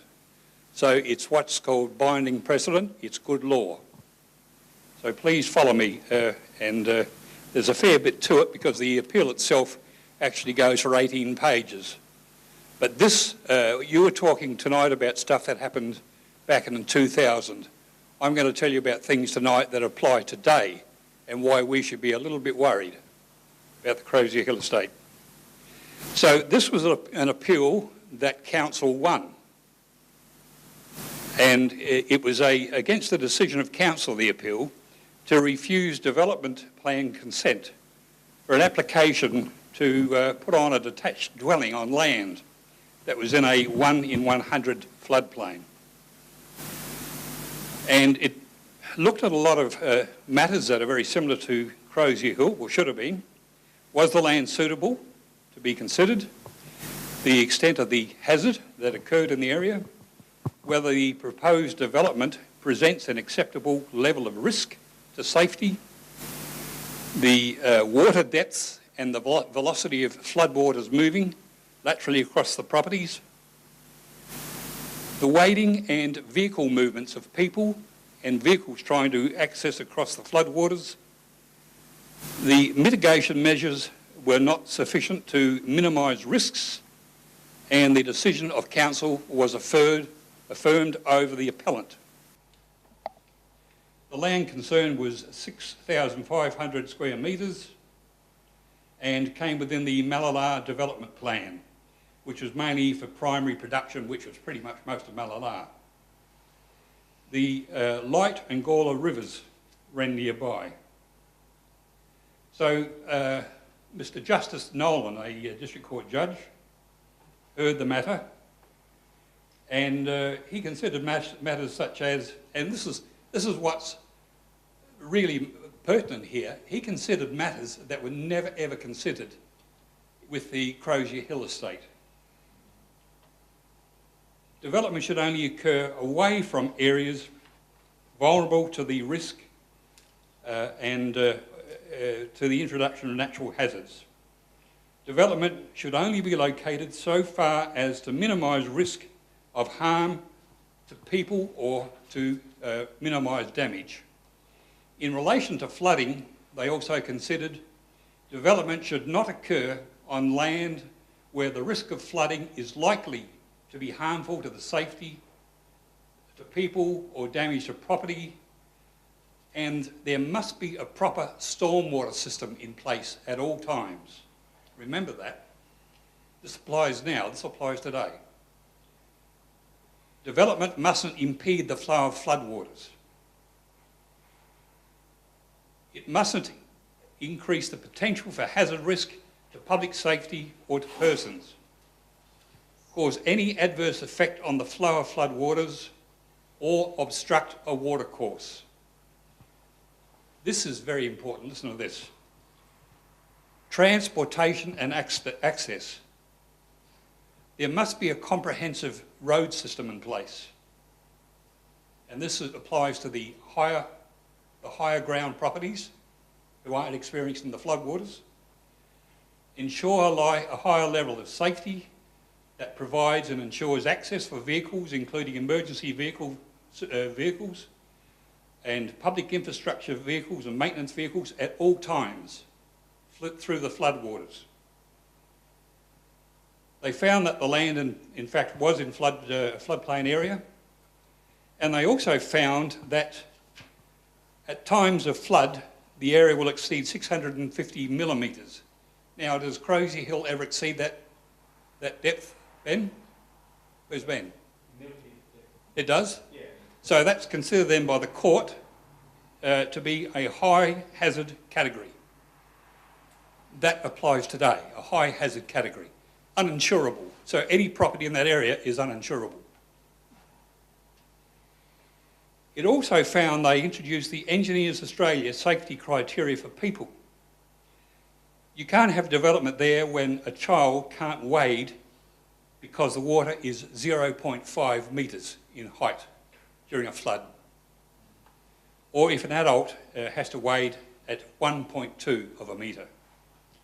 Or if a vehicle, a small car, has to travel through 0.3 metres. A large passenger car, 0.4, or a four-wheel drive at 0.5. Now these measurements apply today. And if anybody's gone down to Stock Road when it's in flood, you'll find that this absolutely creams it. You won't get a Centurion tank. Sorry, Kim. It's all right. Kim's an ex-tankie from Vietnam, so you won't get a Centurion tank through it. So the placing of any dwelling, the court found, would be placed in a zone of a very high risk standard.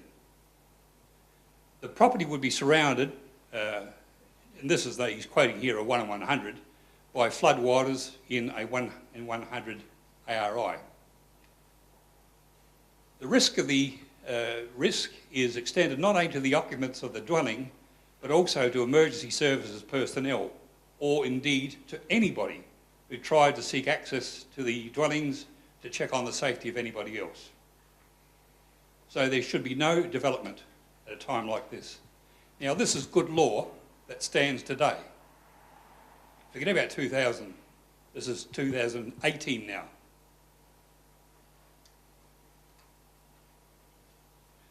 The development should not increase the potential hazard or risk to public safety. I've already said that. It is not acceptable that the placement of flood depth markers, whilst desirable, diminish the risk of persons moving or making the decision to move through the floodwaters. That's not enough.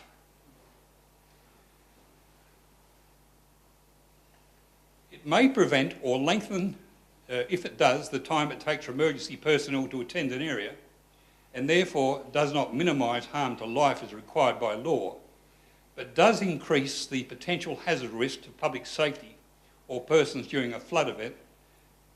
This is not good enough. Emergency vehicles have to be able to get through at all times. This includes ambulance, MFS, CFS, SES, SAPOL, SA Water, SA Power, gas, council, commercial vehicles, earth-moving equipment, and so forth. Now, during times of flood down at Stock Road, I guarantee no vehicle will get through, even to the houses on higher ground out of the immediate flood risk. There are LMAs in place, and I've been advised by a barrister in environmental law that this must be written into the LMA agreements, that you're going into this premises and these are the risks that you're taking. You're going into floodwaters where you must be able to give access to emergency vehicles. And as I understand it, not one of the LMAs contains this in them. So really, that puts the council back and forth. As I said, I think even those who have got insurance probably haven't known when they're doing their duty to disclose that, that this, what I'm talking about here, even exists. And this gives, I think, the insurance companies the right to deny the claim in the event of a flood damage. I think there's been terrible things have happened with this development plan assessment, and you know, at law we say, you know, you've got to have the guilty knowledge and the guilty act. I think there was certainly plenty of guilty knowledge with this development, and there was certainly the guilty act that went with it, the actus reus. Council have been told about this, so, and I think Council's got a duty of care now. We've got a stormwater system there that won't carry water during a time of flooding, and I think 2016 was a great example of that. It just couldn't carry the capacity at all, and the law says you must have a stormwater system that's going to have the capacity to carry the flood water. That doesn't exist today. So this is back on council. What are council going to do about it today? And if they don't do anything about it, well then it takes them from duty of care to negligence. And when I say council, I'm talking about us. We are the council. We are the community that will wear the cost of this if things go terribly wrong. So what are we going to do about this? We're going to talk about that. We're going to talk about that shortly. Okay, so that's all I had to say in support of what Adrian's had to say. Adrian talks about 2000. I'm talking about the law as it stands today. So thank you very much for your time. Thanks, Mike.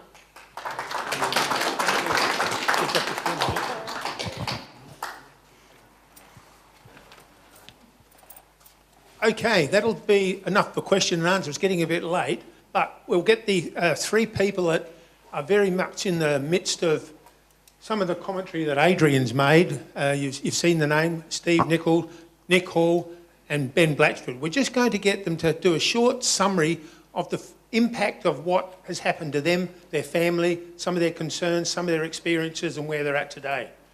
Ben first, if you'd like to come up.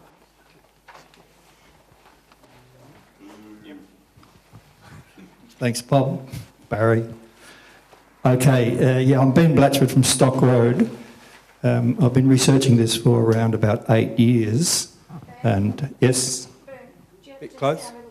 How's that? Is that better? Can I do it without a mic? No, okay.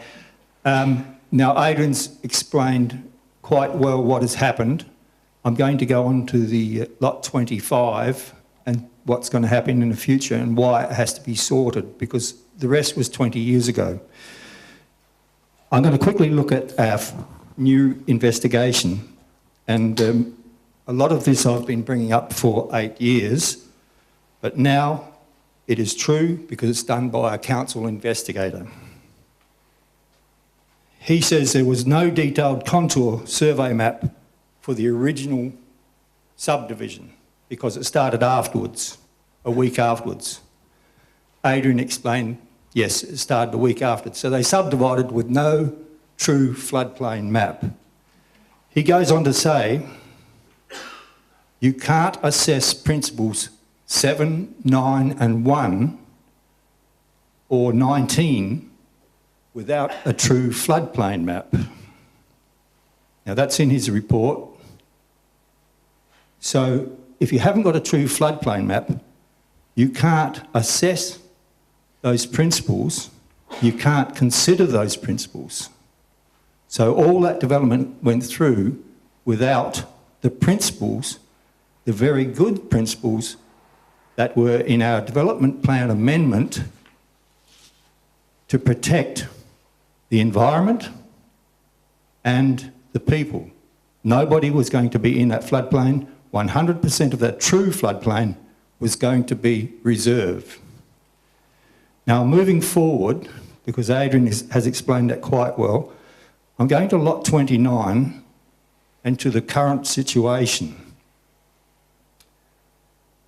When we had a change of planning staff, and these are qualified people who must be able to understand a development plan, it's their bedtime story, they know exactly how they work, so everything they've done has been considered, they've known the rules, and what they have done is definite. They've done it on purpose.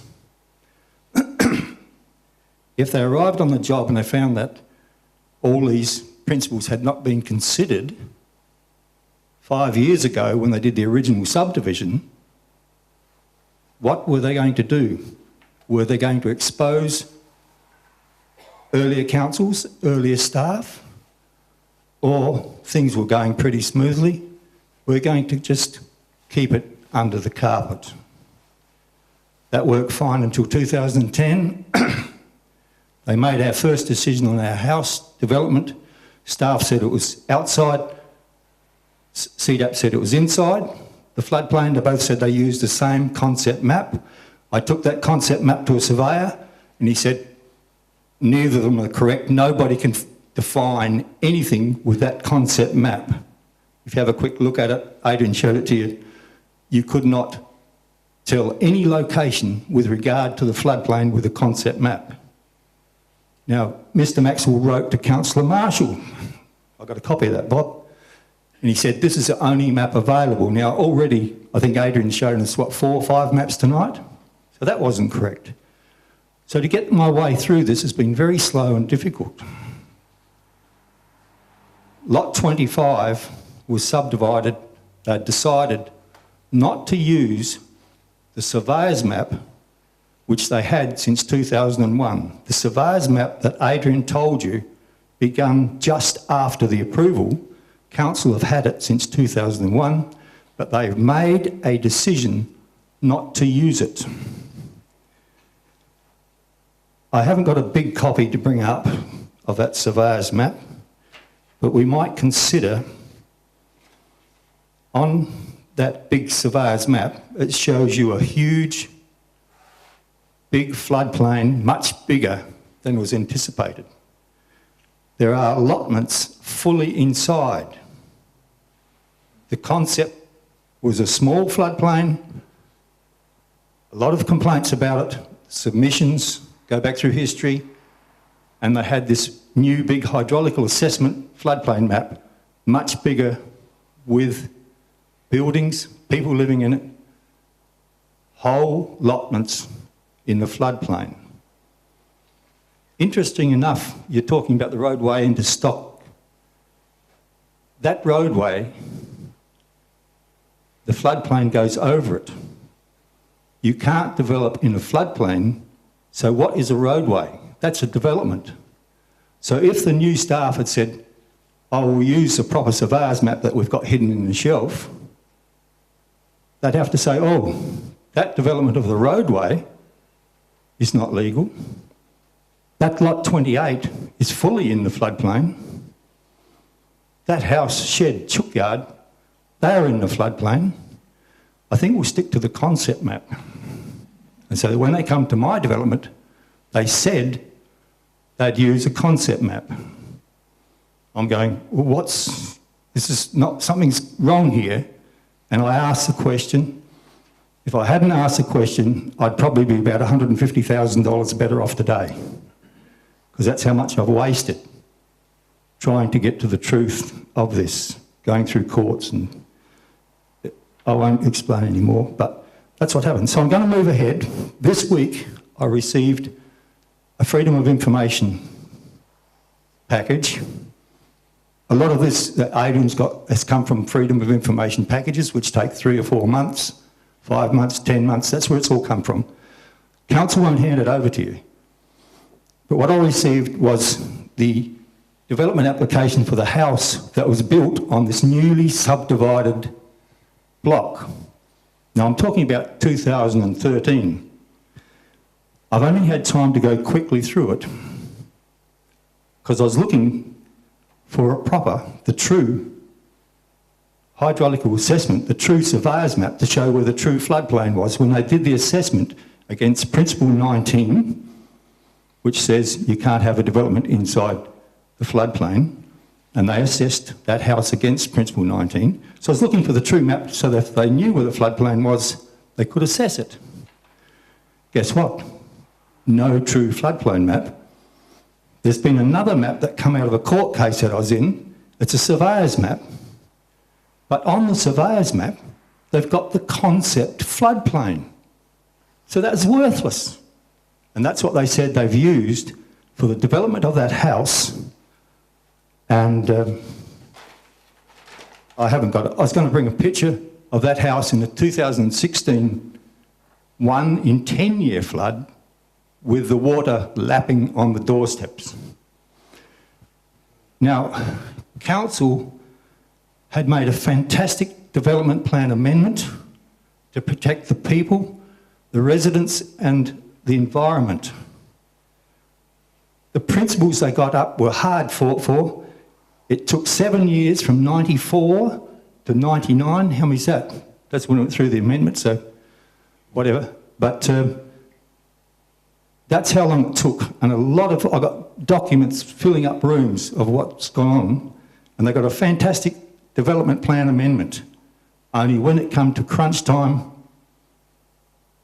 elected members must have taken their eye off the ball, and this was all put through without the specific principles required to make that floodplain a reserve, and the floodplain was sold.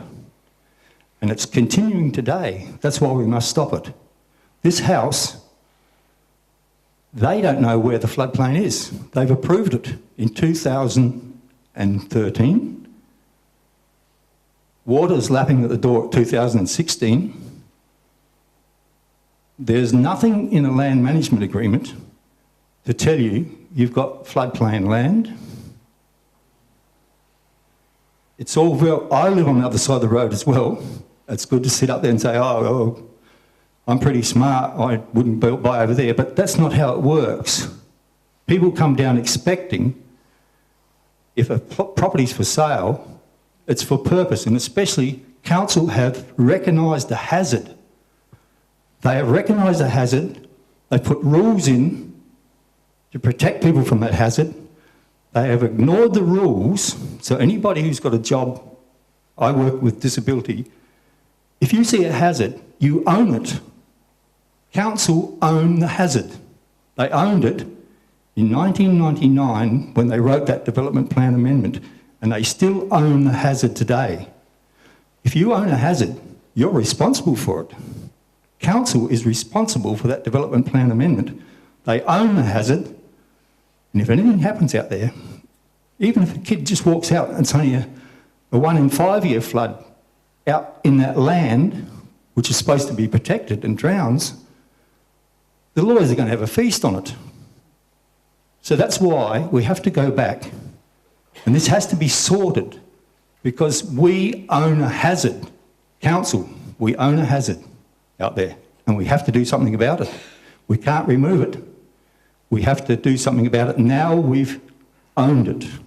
Is that clear? We're going to discuss that afterwards. Oh, okay. Thank you. I had a different thing to say. I was prepared, but Adrian went through everything I was going to say, so I've just switched it over to future developments. Thank you.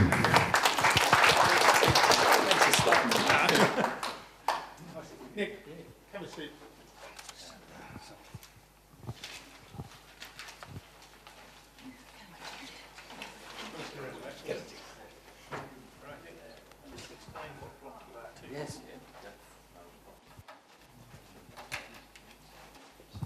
Hi there, everybody. My name's Nick Hall, and I own Lot 29, which is extremely prone to flooding. It's on Swains Crossing Road. There's certain things that Adrian and Ben have touched on tonight, which I won't bother going back over again. I think at the end of the day, when we all look back at everything that's been going on, if all the 100 ARI land had been put back into public reserve in the beginning, we wouldn't be here tonight. And until this is sorted in one way or another, whether it's through management and design of some sort of like a, river levies or what have you, it's just going to keep going on and on. Anyway, I purchased a lot in 2003 with perspective of developing a rural lifestyle, growing vines, fruit trees, native trees that most people want, As the years progressed, we realised this was not going to eventuate, as the river has burst its banks to varying degrees every year. And I'm not talking about the floods on the floodplains that we're talking about. Now, near to 300 native trees were planted, and only around 30 of these have survived. These have been out of the 30 that survived have been out of the river floodway, which runs right through the block. Now, on certain river system maps, there's an old river bed which runs right through the centre of my block. Okay? And every time that river comes up, every single year apart from this year, I've had problems with the flows through the block. Okay? Now, the rest of the trees and that, they just get washed out. They just get washed out and drowned. Now, how did the council planners miss this river system through my block, this whole river system? If I can find it, they can find it. Now, this is what really annoys me. Okay, now, in 2014, as the years progressed, and we know 2014, there was flood damage, the river came up and we had probably the first real bad flood, and that ripped out about 50 metres of fencing. Now that was relatively easy to repair. In 2016, which was the worst we've ever seen so far, we lost 200 metres of fencing on 3 sides of the block, which included Swains Crossing Road. And the water, of course, went right over the road into the neighbouring properties, destroyed all their fencing as well.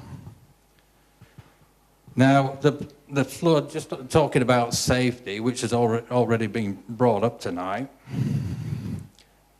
you should have seen the debris it brought in. Tree trunks, timber, reeds, and of course, more silting in the main river channel. Now, this doesn't help, especially when there's no maintenance or observations made by the council. If the riverbed starts to silt, then the floods on the floodplain are going to increase. Okay, so clear up is a costly and lengthy process, and it's something that I don't want a repeat of. Any building is on hold. A plan to retire on our block is on hold. Now, when the block was originally purchased, building construction had started on what we know as 100 ARI along Stock Road, Lot 28. Now, as you all know, we're not allowed to build any construction within a 100 ARI floodplain. That's figure 4, principle 19. So from a 3.7 acre block, we are left with around 1,500 square metres of usable, possibly land usable for building. It's elevated slightly up from the floodplain. Now, as I've said before, if the 100 ARI had been returned to public reserve in the beginning, we wouldn't be here. Now, as we know, this floodplain is extremely unstable. Now, I don't know if a lot of you are actually aware of what can occur in a floodplain. Most of my life, I worked around mining, and what have you. Now, I found, and this has been sort of like, obviously not found by the planners again, or the developers, some information on the net, and it's about the impacts of sand mining on the river, on the Inman Valley River, and a lot of reference is to the actual floodplain by Crozier Hill. Now, this is a Burston and Goods 1995 Watercourse Management Guidelines for the Inman River Catchment by the Department of Environment and Natural Resources. Now, if I can find this, why didn't our planners find it? Because in this impact of mining, it goes on to say how much silting, how much sand was removed. Now, I'll just read a small passage from this. In recent years, some of the, and this is going back about the mining period, and this is from the Burston and Goods 1995 report. In recent years, some of the most dramatic river degradation occurred as a result of commercial sand extraction. Between 1978 and 1981, approximately 5,300 cubic metres of sand were removed from near the site of the old swing bridge, just downstream of the Inman Gorge, Encounter Bay. In 1984, a lease was granted for the extraction of concrete sand from the site of the foot of Crozier Hill. Some 6,700 metres cube of sand were extracted during 1985, when part of the river channel was also desnagged. So the river channel was cleared out. Now everybody knows if you clear the river channel out, your flows increase. The activities resulted in catastrophic erosion upstream from the mine site and severe sedimentation downstream. In less than 2 years, the erosion head had migrated rapidly 4.2 kilometres upstream to Memory Grove Bridge, if anybody know where that is. Where engineering works were required to prevent damage to the bridge. This is all in the Burston and Goods 1995 report, only a few years before this development kind of got underway. Okay, No, I've nearly finished off here. Yep. Okay, now, it's estimated that the resultant bed deepening released some 101,000 metres cube of sediment. And you know where that's all ended up? It's all ended up down the river, creating flooding problems. And also, I'll just finish off, I'll just skip a little bit here.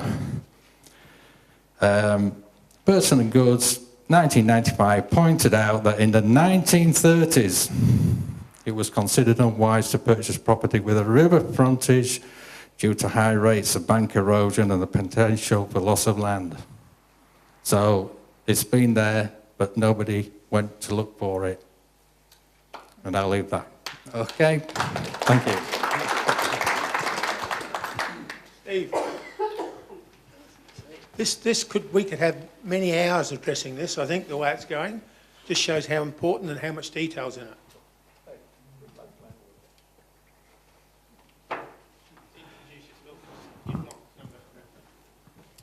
I'm Steve Nichols, from Lot 24 Stock Road, and we built in 2005. And when we moved in, the front of the house had a lake, and the house was not built 300 mil above the ground. Well, the ground was level, but it should have been 300 above the surrounding ground, and it's actually in a ditch, which had a fight with the builder over and council. Didn't win that, wasted about $200,000. So we accepted some drains to go in, and it's we got about 4 or 5 sets of ag pipes going underground to divert the watercourse. That's already been diverted. It's just one thing after another for us from the beginning. You think you're over it, and you think you're settled, and then we find out we got a watercourse. And the arguments start in the house again. From day one, everybody's argued with 4 kids, split up for a while, got back together, still there. We've got no option, we have to stay there, we can't even move. Couldn't sell it to anybody. If any of you knew you could sell a house like that to anyone, well, I don't know, you're a bad person. I just want a council to do the right thing and sort everything out. Whether that's buying me out, whatever it is, I don't know what the answer is, because I don't see a solution. And that's all I'm going to say. Thank you, everyone.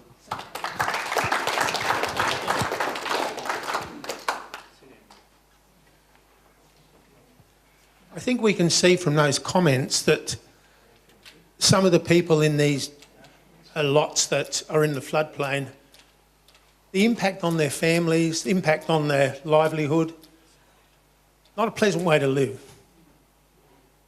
Has anyone got any questions of the full panel now? I think it's been a pretty, what can you say, expansive explanation of what's gone on, both from the legal side, the formal side, but also the personal impact side, especially with the 3 gentlemen here that have actually experienced what's happened up there. Any questions? Just quickly. Steve Nichols, you didn't mention your electricity supply that you had to replace from the green box at the road, which is down below the road level, to your house. You lost. But which year do you want to know about? Because it's happened twice. Oh, it's happened twice, and you lost frozen food all over the. First year was 2012 when I wrote to council, and I went on about the Ford as well, with the cars can't get through, and asked for them to put a bridge there. Then they kindly stuck up a sign, but really they were sticking their finger up at me. They didn't even respond to my questions by email. The power went out. That got fixed by the electric company. They needed a new fuse because all water got in the box. And 2016, same thing happened again. Only this time, I don't think the electricity company wanted to pay for the repair, so they told me that underground cable was buggered, and I had to fit the bill, about $5,000 for the new cable to be put in.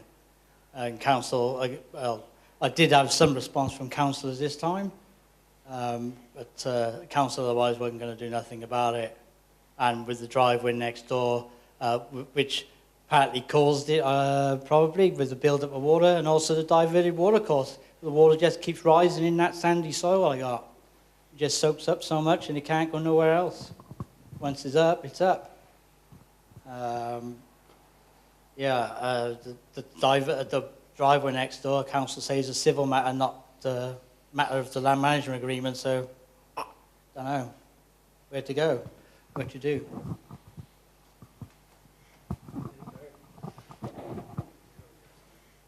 Any other? Okay, we've got one back here.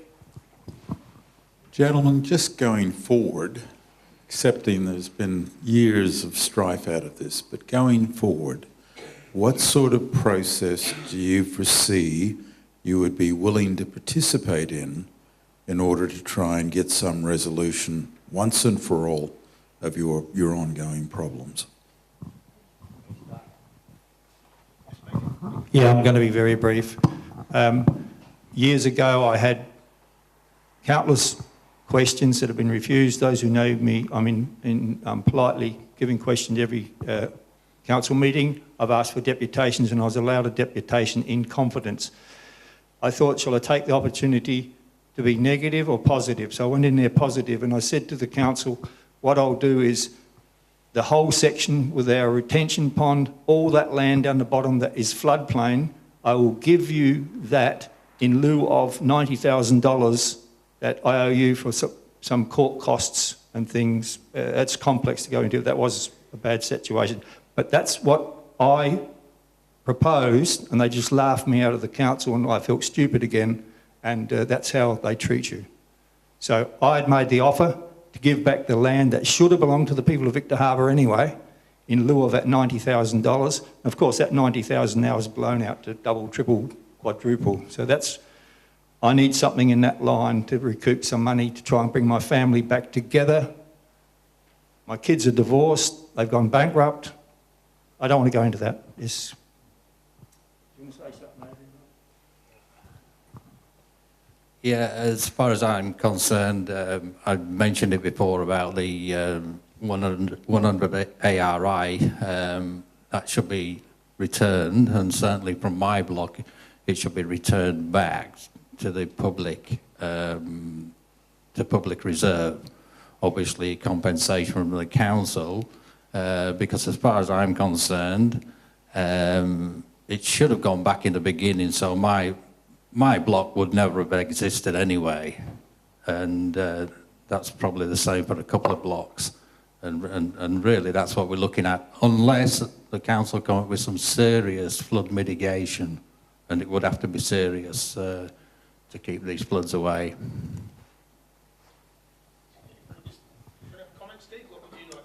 I think from the community point of view, as I understand it, council are looking at not including the community as a stakeholder. And I believe the first requirement would be that we as a community have got the right to be part of negotiations and for our point of view to be heard, because after all, we lost 20 acres. I feel very sorry for the people who have been more directly hit, but that doesn't mean to say that we should be forgotten.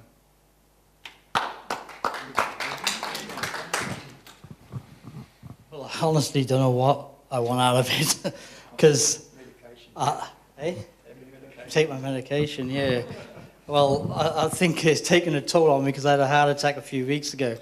Because the whole thing, I've been getting ill. Everybody in the house has been getting ill because I think rising damp probably. And you can't see that inside a brick veneer house. You can't see what's between there. I know when my daughter comes home, every time she comes home, she seems to be sneezing all the time when she goes to her room. So she said, don't do that when I'm living in the city. So I don't know if she's blaming the land or it could be the room she's in, because it's right smack where the water course comes at. It's the worst affected part of the house, actually. I really don't know. I don't know the answer because of the water course. Can it be diverted properly? No, I don't think so. I just don't think it can be done. Really don't. Okay. One more question. There's just been, going back to the history of this, and I'll be as brief as I can, there was Ben's case initially, which was causing him and his family enormous trauma. And then as Ben went on, and I'm leading to a question here, as Ben went on, he started to really look at the broader public issue of this.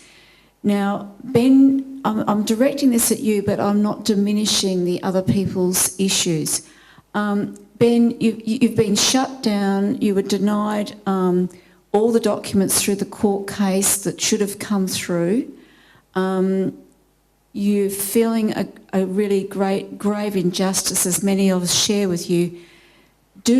My question is, Ben, and as I said, I'm not ignoring the others, do you have a higher level of optimism with a new incoming council that you might be able to reach an agreement with them that is going to give you some level of compensation for you and your family? This is not masses of millions with a court case. This is a realistic thing that you feel that you could be happy with. Do you feel optimistic that you could possibly reach that with a new council and the staff and this report that's in place? Thank you. Yes, thank you, Kerry.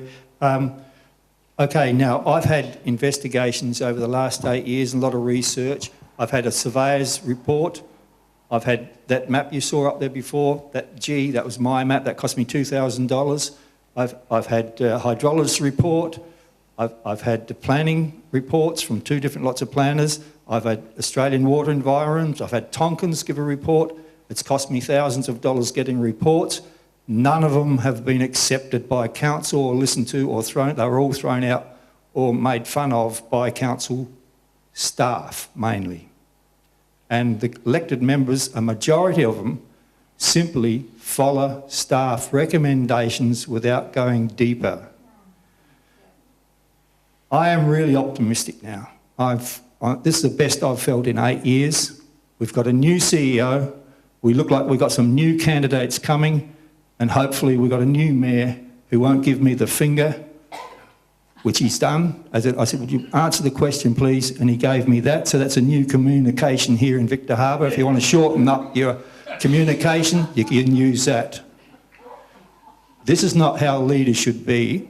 That went to the Ombudsman. The Ombudsman said he wasn't guilty of any offence, but this should be in the public domain, that he did give you the finger. He was doing his own private shopping at the time. So leave it there. Kerry, I am optimistic. This new CEO, she saw a problem when she arrived. Nobody has seen that for 8 years, and she's looking for a solution. She's in a terribly awkward position, and she needs support whichever way she goes on this. So thank you. Okay. Okay, last question. Then we'll start. This will be discussing what we're entertaining gonna do. for the people here as well. Ben, I want you to stand up again and explain how you were going through the procedures in the ERD court, and as a well, you know, not as a lawyer, but you know, going through all that process. But then when you returned, expecting to continue with what you'd discovered in the court to continue, they completely swapped to the design of the house because they knew they had to get off that subject. Would you enlighten us on that? And then that's the end of it. Okay, very quickly. We got a house built exactly where they said it was in the floodplain. I don't know how they even do it, and I don't know how any development along the whole floodplain, all the subdivisions, all the houses, none of them have been used, have been assessed against a surveyor's map that shows a true floodplain. So none of them, in my eyes, are compliant. And that's at Section 33 of the Development Act 1993. They must consider the relevant principles. These principles could not be considered unless they had a surveyor's floodplain map, and they deny they've had it or used it, even though they've had it in the shelf since 2000. There's a lot of things that need digging up in this, but they are not compliant, and any development coming along, I think Steve should put a chook shed down the bottom of his yard and say, well, how are you going to assess that without a proper map? And let's make them bring the proper map out and see where the floodplain is and find out if that road going to your place is legal or not. It's so complex. But this girl is really doing a good job. She's put herself out the front, so she needs support from everybody, whoever's elected. I don't care who it is. Thank you. Okay. That's the input from Nick, Adrian, Ben and Steve, and Mike as well from the legal side. Appreciate that. So I'd like to give a round of applause for them. Thanks, gentlemen. Now, from a Victor Harbor Community Action Group, we're into meeting procedure here. What are we going to do? What, as members of the action group, do you want us to do? Hey, talk loud enough. Stay there, please. I think before the actual membership provides some input as to what we want the committee to do, can you give us an overview of what the committee can and can't do? Because there's no point in us saying, do this when you can't. So you can give us an overview exactly what the committee is able to do. Well, we've got respect, I think, from Victoria, point one. So I think we've heard it from Ben and we've seen the actions of Victoria in the time she's been here. She seems as though she wants to address it. So from an action group's perspective, I think we can take a list of questions that we believe the community more so needs to be addressed, we can take to her and get some answers as to whether she believes or whether she's willing to pursue addressing, answering whatever the questions that we go to her with. So, in simple, I think our avenue is through Victoria. Sorry, Jean, yes?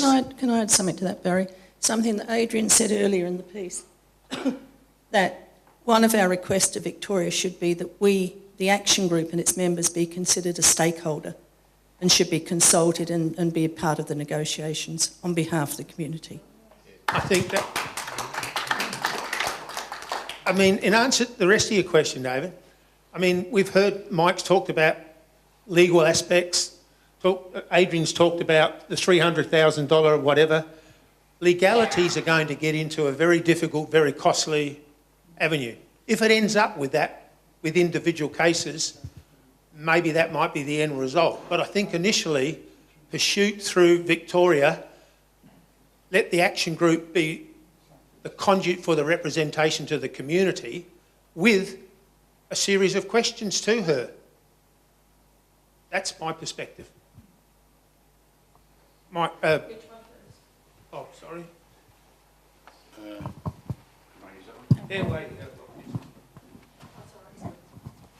My only comment to that would be, how do we make sure that Victoria is advised correctly by the people who have in the past been telling porkies?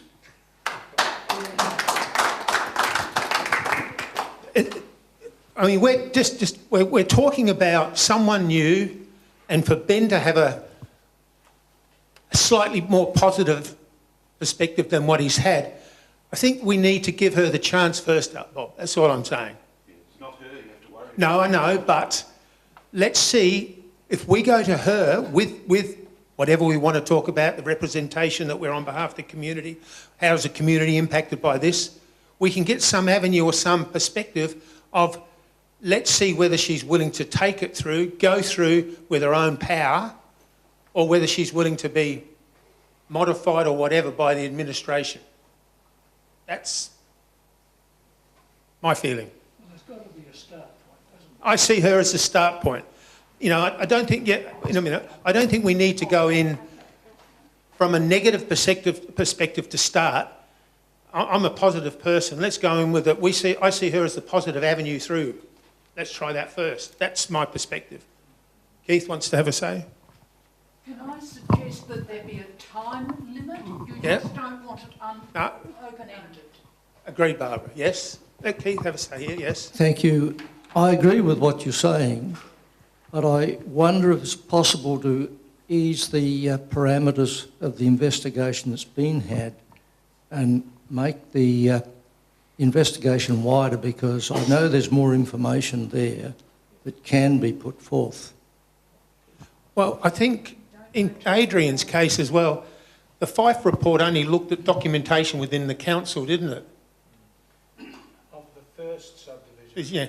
So it was a very, I'd say the word narrow report in the whole perspective. There was no interviews with clients, with people or whatever. So it was a very narrow perspective, but maybe that was a start on Victoria's, the CEO's side of it. I don't know.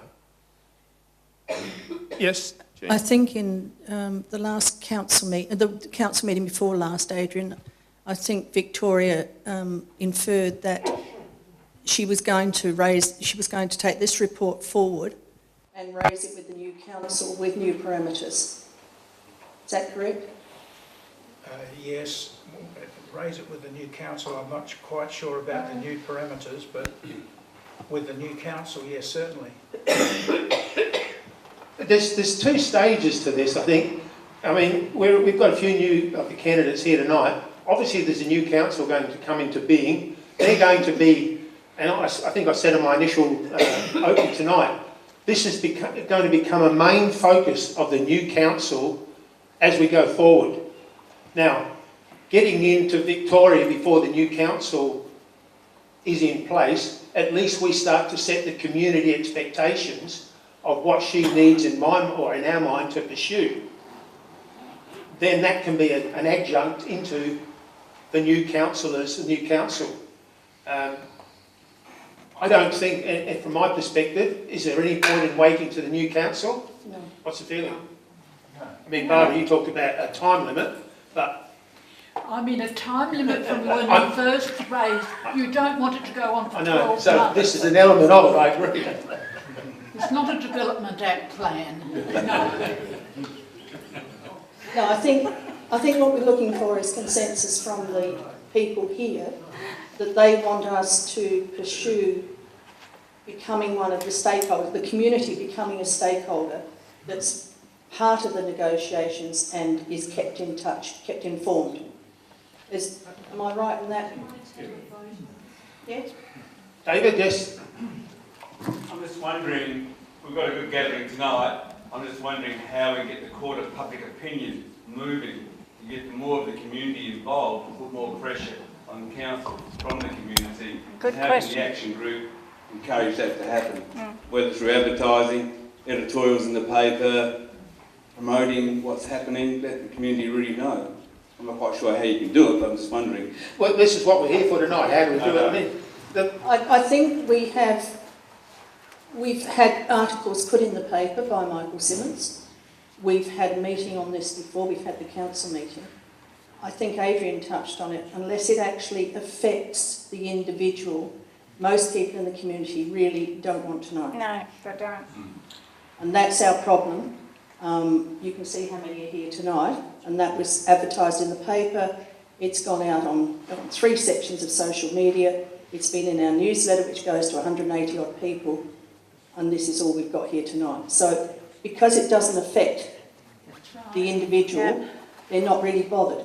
When their rates go up, if there is a compensation claim, then it will be a bit too late. Absolutely. So how we advertise it more, I don't know. I've just had to say here. Yeah. Well, I've listened to all the speakers tonight, and it's a pretty complex area that we're dealing with. And I think what we should do as an action group is the committee of the action group put together a report on tonight's meeting and send to Victoria, but also lobby it on behalf of these gentlemen up here, and the committee of the action group meet with each and every one of them to get their input into the report, along with Adrian, pull it all together and then send it off and say we want some action on this and talk on behalf of the people. So don't take it out of their hands altogether, but be with them and support them. I think what we were saying, based on one of Adrian's points, is that we just want to become another stakeholder, so we're saying the action group represent the community. I mean, the end result is, and Jean touched on it, and it's been delicate, that at the end of the day, the potential costs to the ratepayers through rates are where this might end up. I mean, there's talk about the people up there. Should there be a real problem with flood, where's the insurance with what's happened? I mean, you start mentioning some of these, they're very delicate points to make, but those type of statements, those type of concerns do get the general people to maybe listen. But I think, is that a good idea, what Bob said, that we put a report together on tonight, and as a committee and as the action group, we act as a deputation to Victoria? Sounds sensible. Yeah. And it also, I would suggest that copies go to the members, so Yes. they know who Yes. to stand with and to fight. Well, that's us representing the community as a stakeholder, yes. And Barbara, that will go out as we do correspondence. We also do Yep. Thank you. We're helping the community, and I mean, I've been listening to what Adrian's been saying, and I've heard Mike talking before, but I've heard a lot more tonight that puts more potential problems on the hands of or in the families of the people in some of these blocks, should there be some form of problem flooding, that they might find themselves in a predicament.